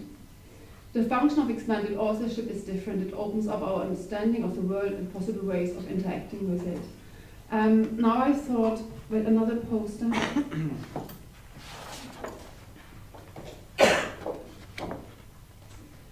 Not that I've been terribly complex, but that's been a motto that came out of a Remain campaign to remain in the EU last year, which I was co-running with many others, but also Rosalie Schweiger. And during the campaign, it became very clear that our work isn't necessarily read as political. It is by many, including the communities we work with, understood as social. So we thought, okay, let's keep it complex but make it clear. So I just wanted to refer back to the projects I've shown you earlier and talk about what they actually mean beyond the social. So company drinks, I'm not running it because I think we need to drink together, even though that's nicer. But company drinks is a space to practice economy, a kind of different kind of economy, an economy that can reflect on diverse economies, an economy that's not dominated by capitalist economies, and an economy in which each participant can take on different roles, from producer to consumer, to trader to investor, back to consumer. And the same for the school. I'm not organizing the school because I think we need to have more assemblies and have more classrooms. I'm involved in running that school because it allows for informal learning, again for mutual learning, where no one has a professor title, and because the school itself is like, it connects local projects internationally. I think it also nurtures a kind of new internationalism that's not based on nationalism, but not proper, but actual kind of like exchange of knowledge across local projects. And again, the other example, like I'm organizing something that's called a community haystack. And again, I'm not doing this because I'm a keen group sizer.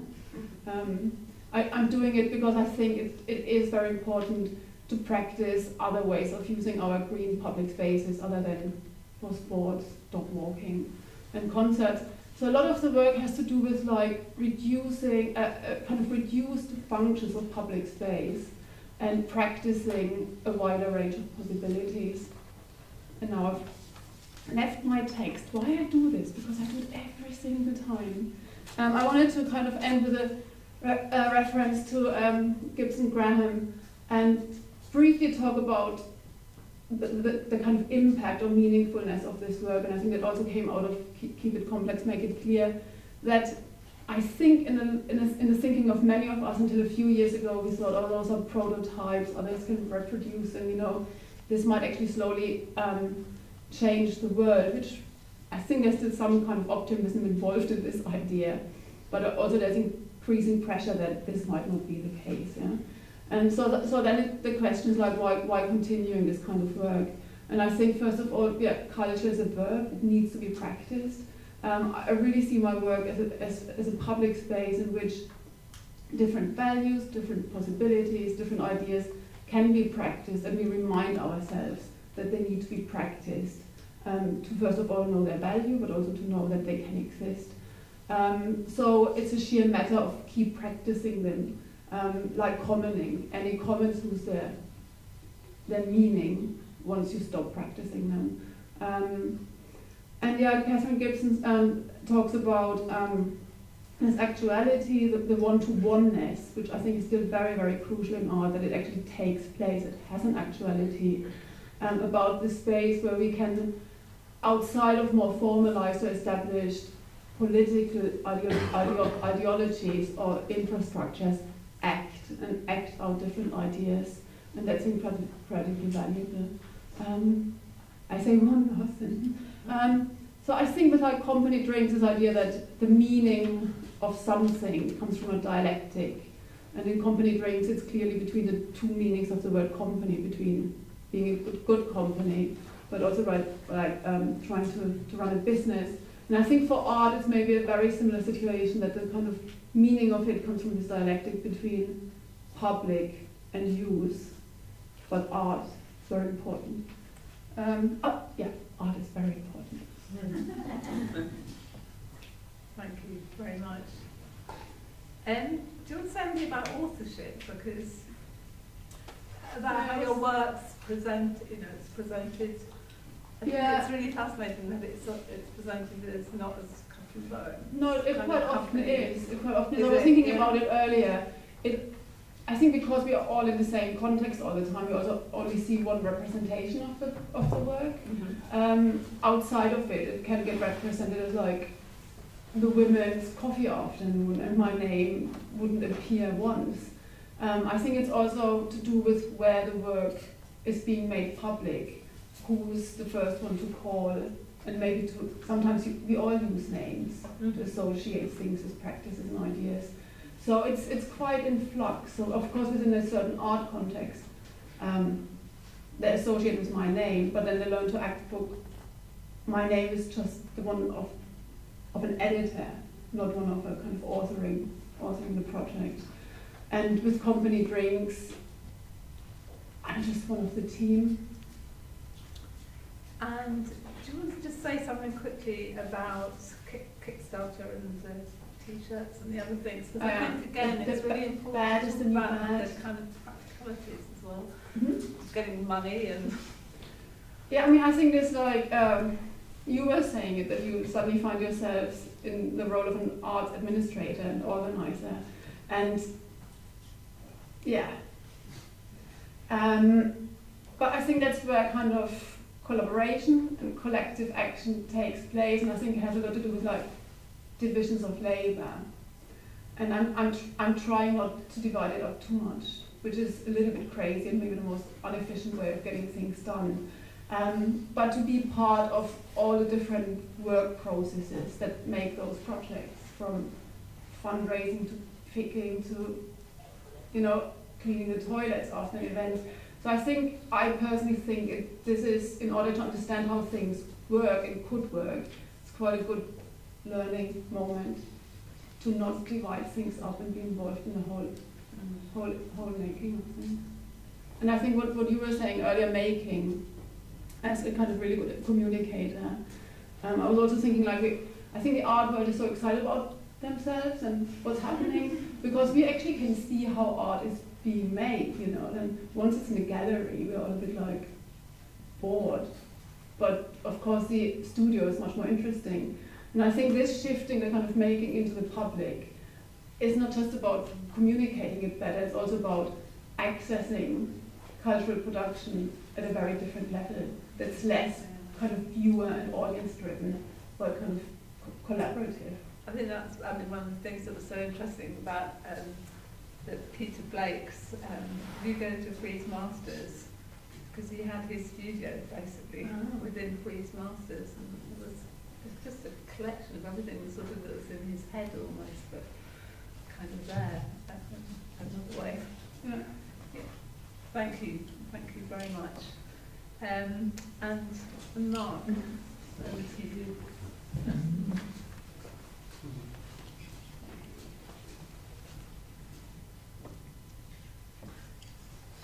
I forgot to show this, I can't believe it. See? You would have seen yourself. Oh man. You've done it now. Yeah.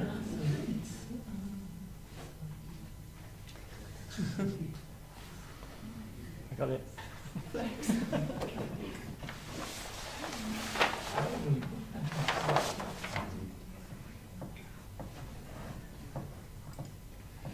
Yeah, so thank you also for the invitation. So I do drawings mainly that I develop in very large sets and that create different narratives, and these narratives express it could be a topic, it could be a historical situation. I worked a lot with about the Second World War, but from different entries. But I will not not speak so much about this. I will focus then on the project, for the Frieze project. But I also wanted to say at the start that drawings is very anachronic medium because it's very slow, it's very analog, and it's very solitary. So parallel to this practice, I also do a lot of collaboration. The last one was with Beckham Platform, but I did also with a music band to do an animation film, master weaver to do a tapestry, philosopher, so very different kind of people. And I was quite interested also about this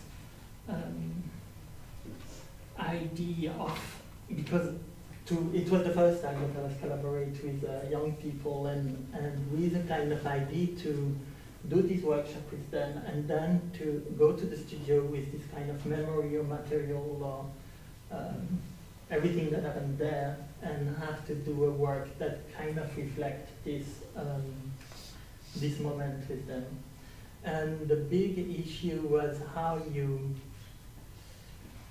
do that, in the sense how you do this collaboration if you have already a kind of idea of what you want from them and how you instrumentalize them or not, and all this kind of topic. And I always feel very uneasy to be instrumentalized, so it's not to be in this logic with other people. So my way to start this workshop was really to ask them first what was their expectation and to develop with them a bit the topic and a bit the skills that they wanted to develop in this workshop.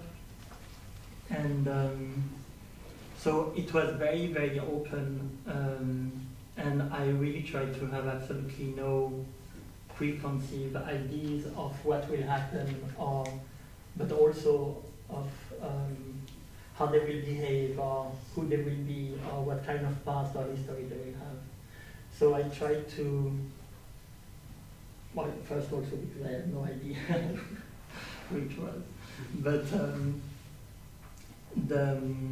the idea then was really to create this space with these young people and to talk by doing stuff. So they wanted to do papier-mâché, they wanted to do photo and Photoshop and learning a bit of Photoshop and stuff like this. So that's what we did. But also doing this, it was developing this theme about identity, community, how they live in the neighborhood, how if they feel free at school or in the family, or how they negotiate with this public space, internet space, friend space, and using the frame of Beckham Platform to develop this kind of topic. Then for Frieze, I mean, it was also, the work was very determined by where it was in the art fair. So it was in this corridor, so there was a lot of movement of people. So of course, it would have been very difficult to show original drawings, so we did print.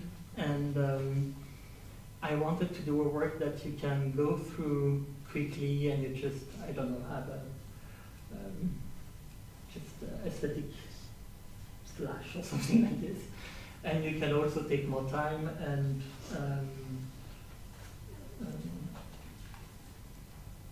go a bit more through the work. So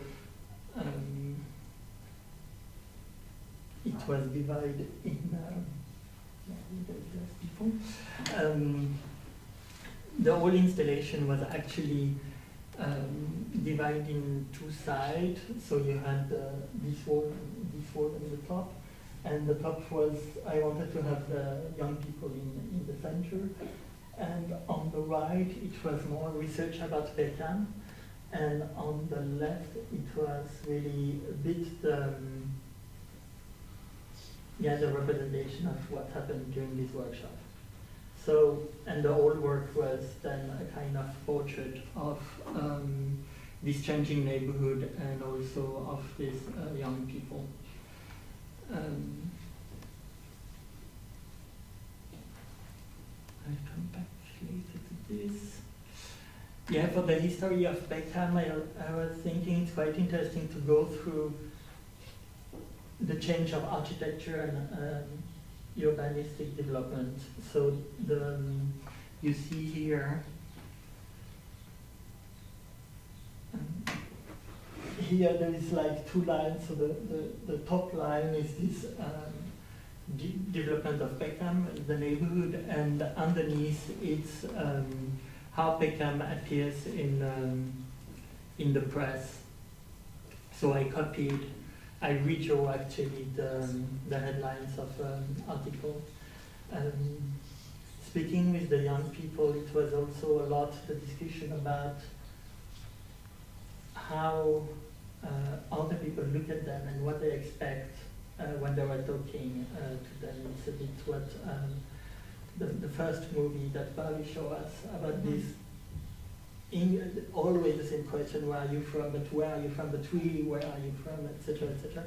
And I was thinking it's also that's why I choose to speak about Peckham, but from the architecture, how it developed, but also what people how it's mediatized, and not about yeah, it's really how it appears in the mass media.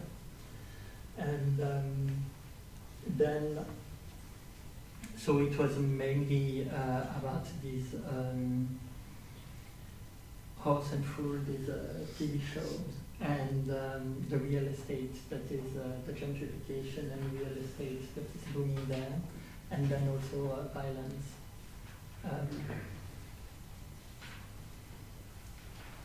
So also for this, it was always, I took picture of the young people, but it was inspiration work, it was not portrait. I wanted to, I didn't want to use really their own image.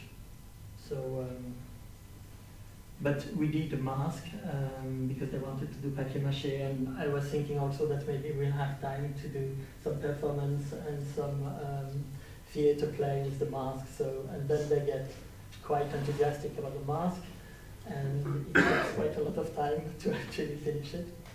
And so we never managed to do the performance with the mask.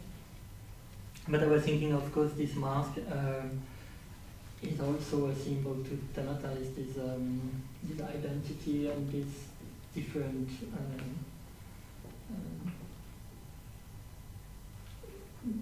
also the fact that we are, of course, different people according to the different place where we evolve. And then so the set here was more like really about the experience of the workshop and memories I have, and also I went a lot in Peckham to walk around and interview some people, and it's a bit like a glimpse of all these different observations. The idea is always to, yeah, that's a bit like your poster. These, keep the complexity but make it clear. It's always an attempt. I think in the work what I like, what is important for me is to always keep a certain complexity and to give different voice, different point of view, and to not really reduce to one single perspective, which of course at the end creates a work that is extremely sometimes confusing, because there is a lot of different narrative or different voice in it, but I'm always a bit, I don't really like reduction usually, so I think it's much better to try to incorporate all the time and to involve, even if at the end it's a bit less right to the point, let's say.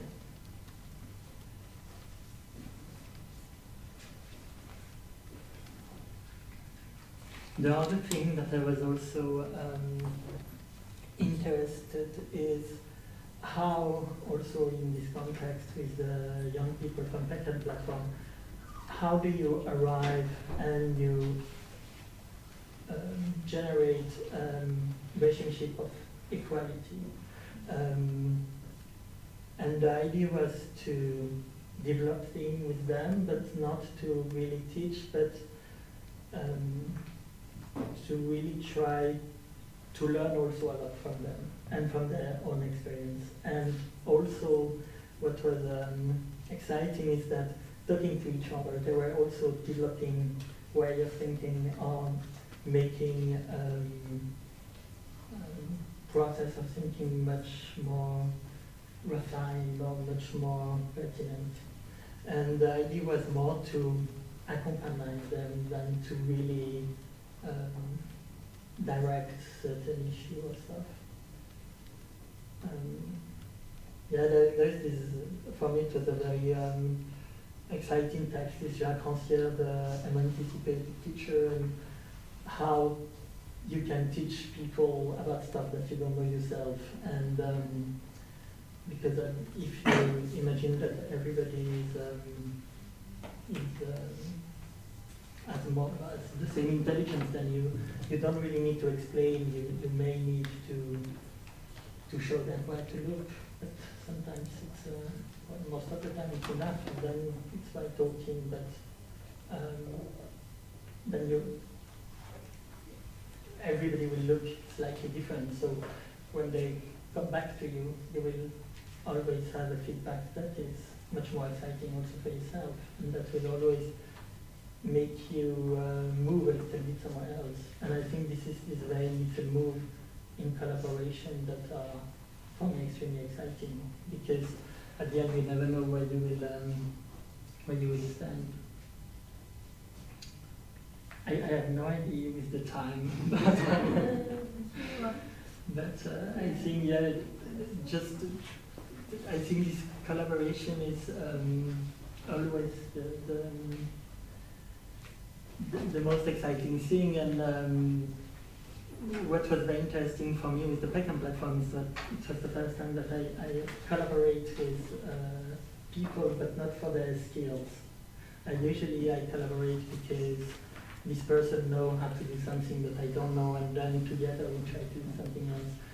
With the young people, it was more like to try to see how they could think and perceive this reality and this extreme change in this neighborhood that they face.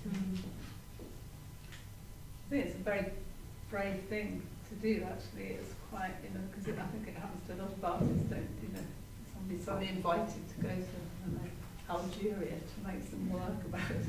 And it's, and I remember somebody mentioned Lucy Lippard this morning, and I remember her years ago saying to a conference, you really need to be somewhere for 10 years to really understand the people and the place and the issues and so on. And then Tasta Dean talked much later at the same conference and she said actually she hated doing anything in kind of public space, but actually found it the most interesting place to be, the most difficult, but also sometimes the most satisfying place to be, and that she made the case really for coming in with fresh eyes and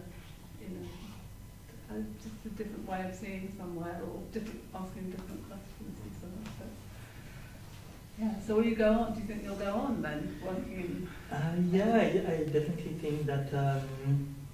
Well, also, as I say, drawing is really a lonely work, so I'm very happy to be confronted with people, and especially people who don't think like me, because then it's more exciting. But yeah, the other project that was also kind of with a kind of social background was in north of France. I was interviewing worker women in the in Brest, in Brittany, there is this factory for warship, and some women start to work there just after the Second World War, and it was very interesting because at the beginning it was difficult for them to be accepted as women, and they always had to prove that they could use this big machine as men, so it was extremely tough for them, and they also were less paid than men. So they had also to fight for their working condition, and so there is like this parallel narrative of this woman, and it was super interesting to interview them and to visit, well now it's closed, this fabric, this big factory, but to visit the place with them, and but then it was really a clear testimony that I wanted to have, so it was a very different experience. Because with young people, you never know what you will get. I mean, you also never know how many there will be. You know, sometimes for 6, sometimes for 3. It's always changing. Thank you. Thank you very much. So, do we have any questions or comments from the floor, particularly for the 3 people on the platform? I have one short question, if I can. Or was there somebody else? No. I wondered, how much are you as Peckham Platform interested in what artists do afterwards from the projects you produce in Peckham? I mean, just to give you a background for my question, if I and the organization I work for, we invite artists from Europe to do projects in Georgia in challenged regions, it's kind of a sensitive thing when they afterwards go back to Europe and present works in the art world, because it's easy to produce like exciting imagery or dramatic imagery or something like this. And I just wonder, how much does it change when you're... Yeah. I think it's a really interesting question. I think as the organisation that stays in that location, I feel like ultimately we kind of carry that responsibility. And whilst we will work with a range of different groups, we will return to work with those groups, and it might be that actually the brief the next time is very, very similar. So if we're working with a group of young women, actually they might still want to explore after several commissions, the meaning of feminism today, for example, that actually we have worked with several artists looking at that. So there's a kind of continued responsibility. Or, for example, with 3Cs, one of the outcomes of that was actually, when we did the evaluation, was actually that the group wanted to establish an art school, as the next project, and I feel a huge responsibility to kind of working and maintaining those relationships with the different groups that we've kind of already have relationships with. And I don't see that necessarily as, for example, with the artist that is coming in. Yes, there is a kind of life line to that project, and there's a kind of often funding would determine, when that finishes. And I think one of the ambitions when we move back is actually to kind of lengthen those times where artists can be, so that there's actually kind of more time to gestate the project. So actually there would be more of a passing a baton on from one artist to the next, rather than what there has typically been is a gap, so that there's a continuous relationship that is ideally kind of ongoing, rather than as has been determined by funding, which does feel like, even though we maintain the relationships, it can feel like a project will stop while we kind of gather the funding and then go back to the group. So I think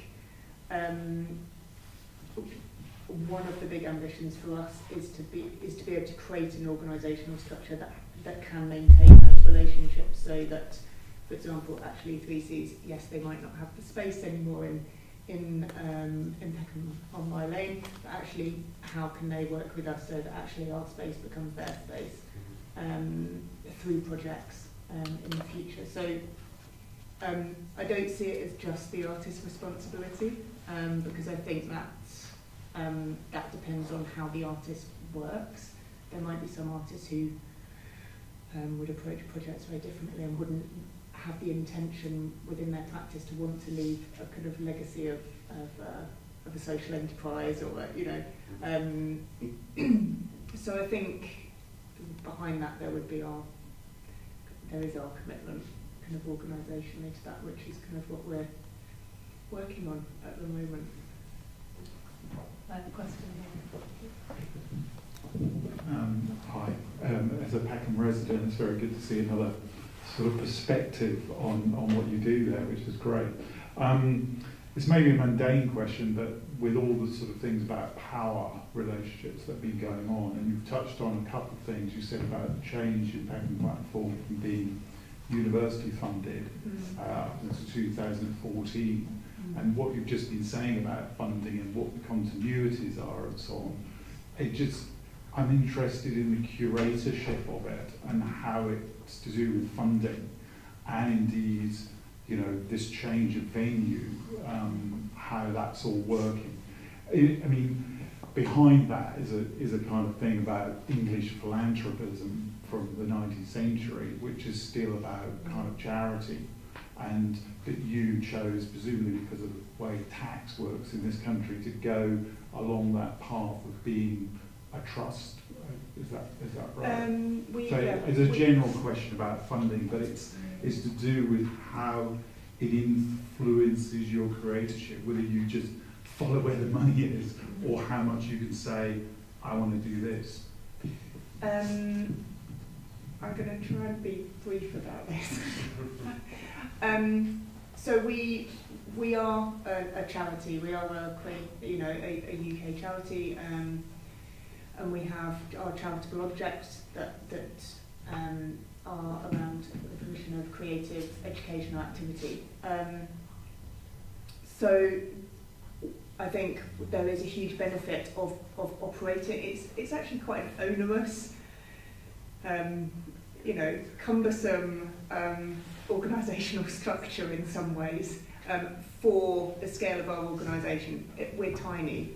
Everyone's on, there's not enough capacity to do what we're currently doing, but we are building that as we move back into the building. And as a small element of a higher education institution, actually it was extremely difficult to get any more money from anywhere than we were being given by that higher education institution. So when they decided to withdraw certain funding at certain levels, actually we had no agency in that process. We were just kind of subject to the cuts within higher education. So there was a huge necessity for us to become a charity, otherwise the gallery would have closed. Yes, I took that initiative. I did understand it would be onerous, but at the same time, for the organisation to grow, it was a necessity set up as a charity. And I think there's opportunity. I think other people have touched on this previously. There is opportunity for them to work, more towards funding streams that are around social impact. And yes, I think as an organisation we then have a responsibility to avoid it feeling then like an instrumentalised ask to artists. And I think we have to be very careful about that. At the moment, yes, our organisational structure allows for philanthropic donations. It's a very small amount. We don't have a little black book as it stands, but there is the opportunity for that to expand. But I think it will actually be a very different model to, say, other cultural organisations. It's really about us rethinking that at the moment. So the kind of we are changing slide that was whirring around in the background is a bit like what we're actually doing, because we are literally changing that as we speak. So we need to look at a whole different kind of model, really, than operating on previously what has felt like a project by project basis. So yeah, we're restructuring quite a lot of that thinking at the moment, but I don't know if that answers your question. I think so. It does. Well, it's just your project with Frieze. You know how much. You know, I'm come with the knowledge of not knowing what UK Frieze projects are doing, and how that's. You know, did you choose Mark or did Mark choose you? Well, actually, I think this is quite an interesting. This is the first time we've worked in this way, and actually, no, we didn't commission Mark. So for us, this was a new way of working.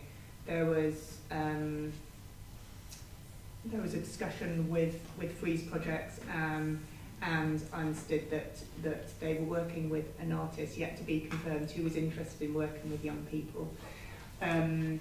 And we invited, once Mark had been confirmed, we invited Mark to meet the group, and that was very much an initial, if this works, let's do the project. And I think there was, that really there's our side of the deal, as it were, with Youth Platform would have happened kind of with or without Mark in a way. So we would be delivering our Youth Platform project with a different artist if we hadn't have been working with Mark. So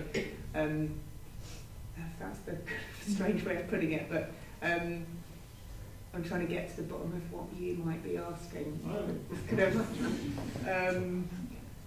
I mean, in a way, I suppose our project kind of is part of a multi-year programme to kind of work with that group. So yeah, because then with this group we did, so parallel to the Frieze project, this one we did with the young people a project for Peckham that was shown in Peckham, and there it was really the work of the young people, and I was there just to curate it in a way, and the idea was really that it's their work. Yeah. So they're the slides that were missing from my presentation. I don't know where they went, but in the Aylsham Centre in Peckham, where Morrison is, there's a window next to JD Sport that's got a whole double spread with the Youth Platform outcomes of this project that's on display till the end of the month. So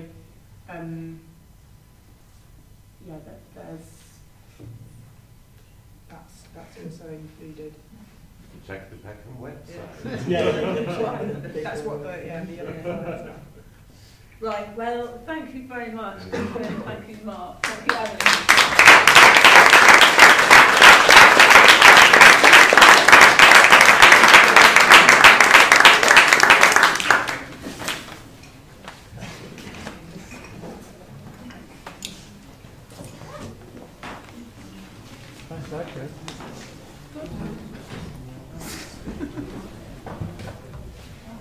Oh, sorry.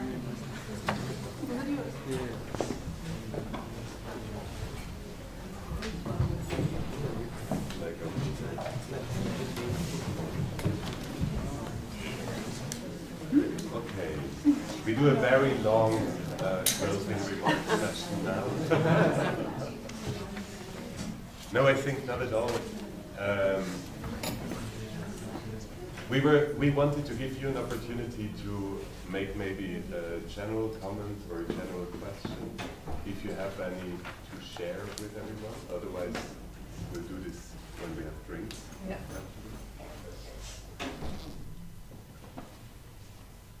Good. That was your opportunity. No, oh my God.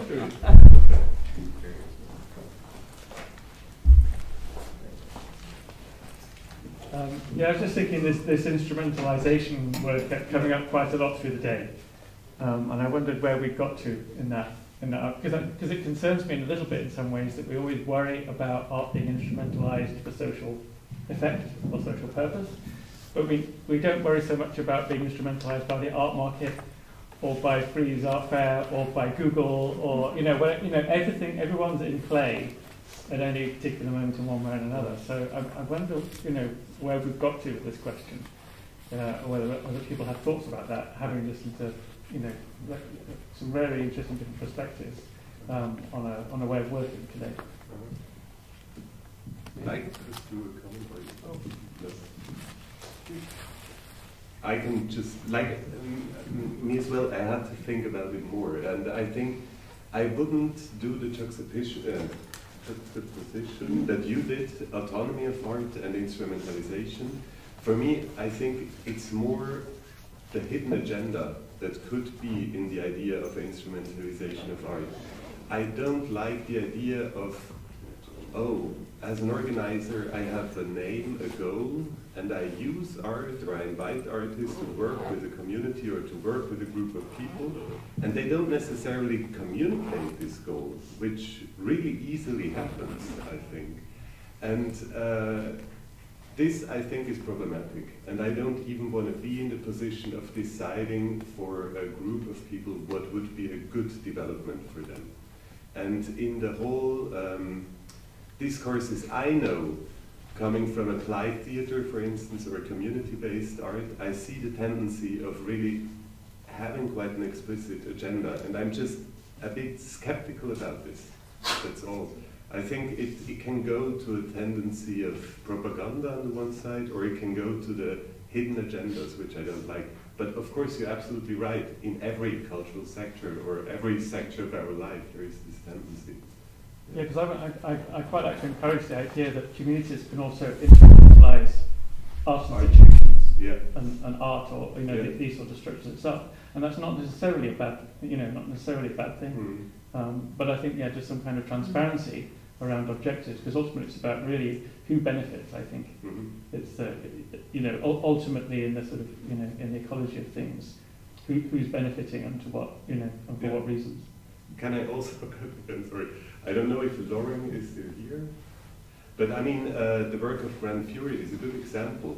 When like an activist group like Grand Fury uses art or uses the new museum to get an attention and to go through with their message, I'm completely happy with it. And this is extremely inconsequent of myself.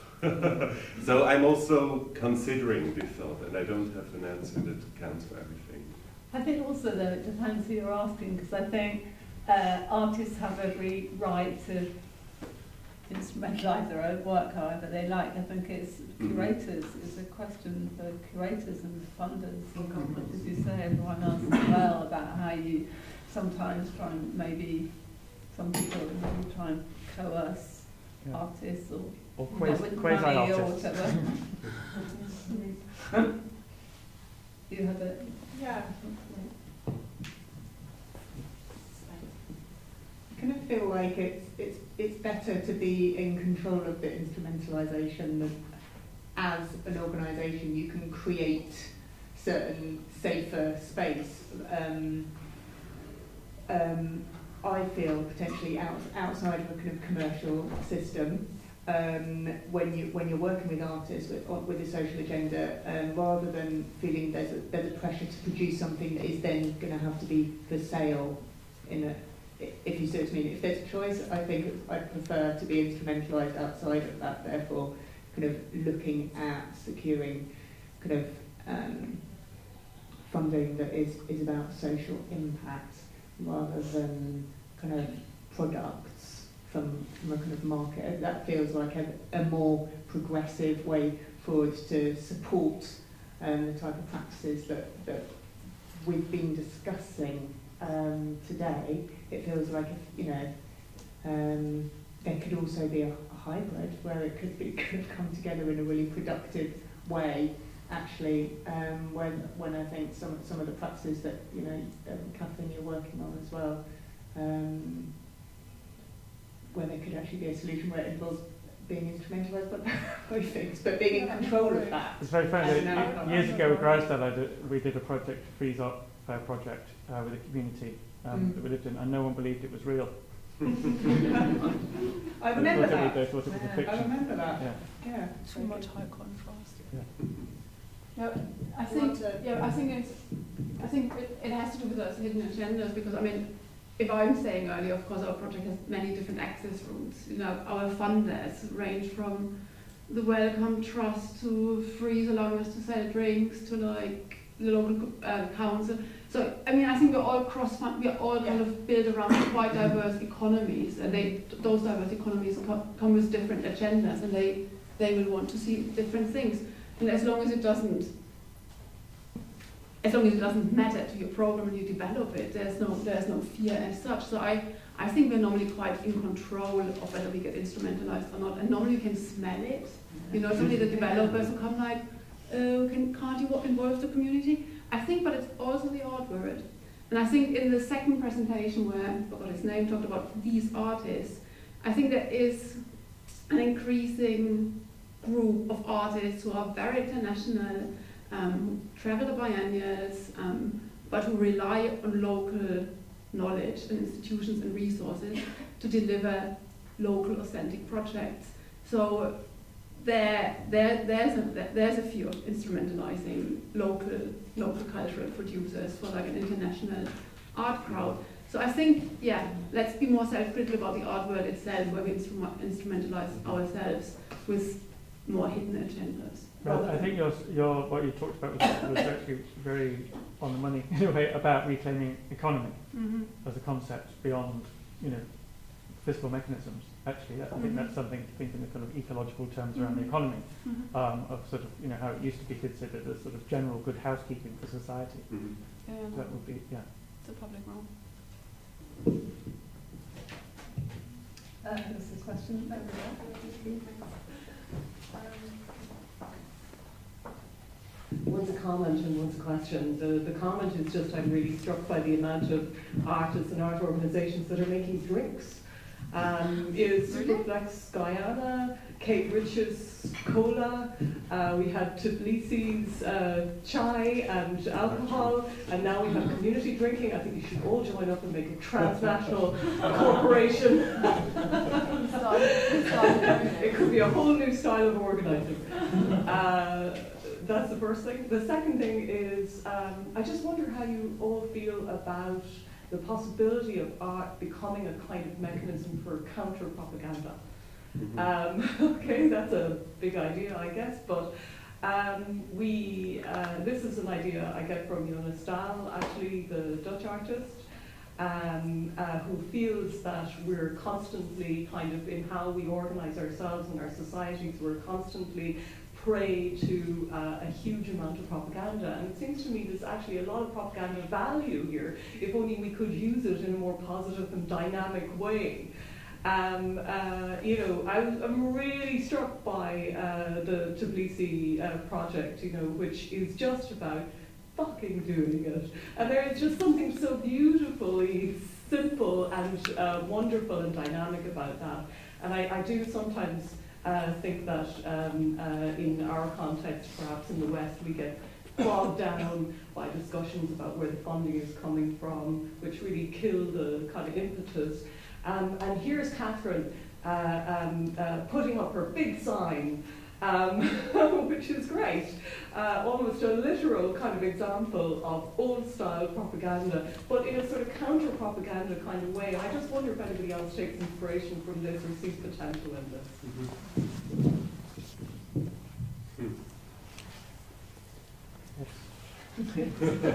Well, I feel, and this is also something that I can't decide what to think about myself. I think it makes a difference if a minority uses propaganda techniques or if propaganda like tricks, or if a majority, if those in power use them.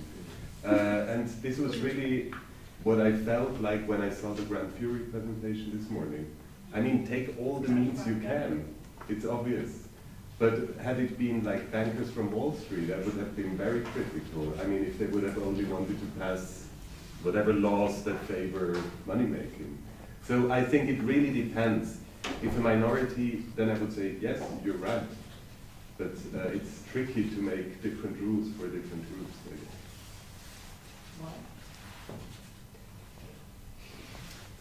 Well, on the subject of drinks, yeah.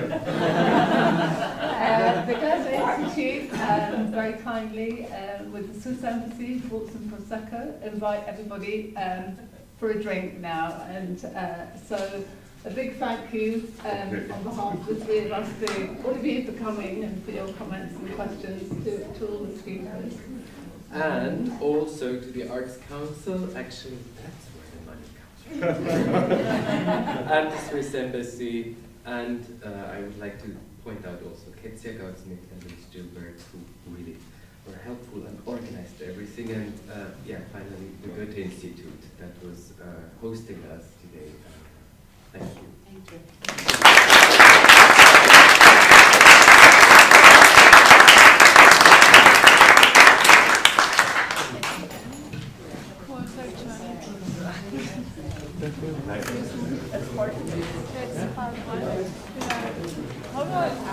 I talk to Eddie now.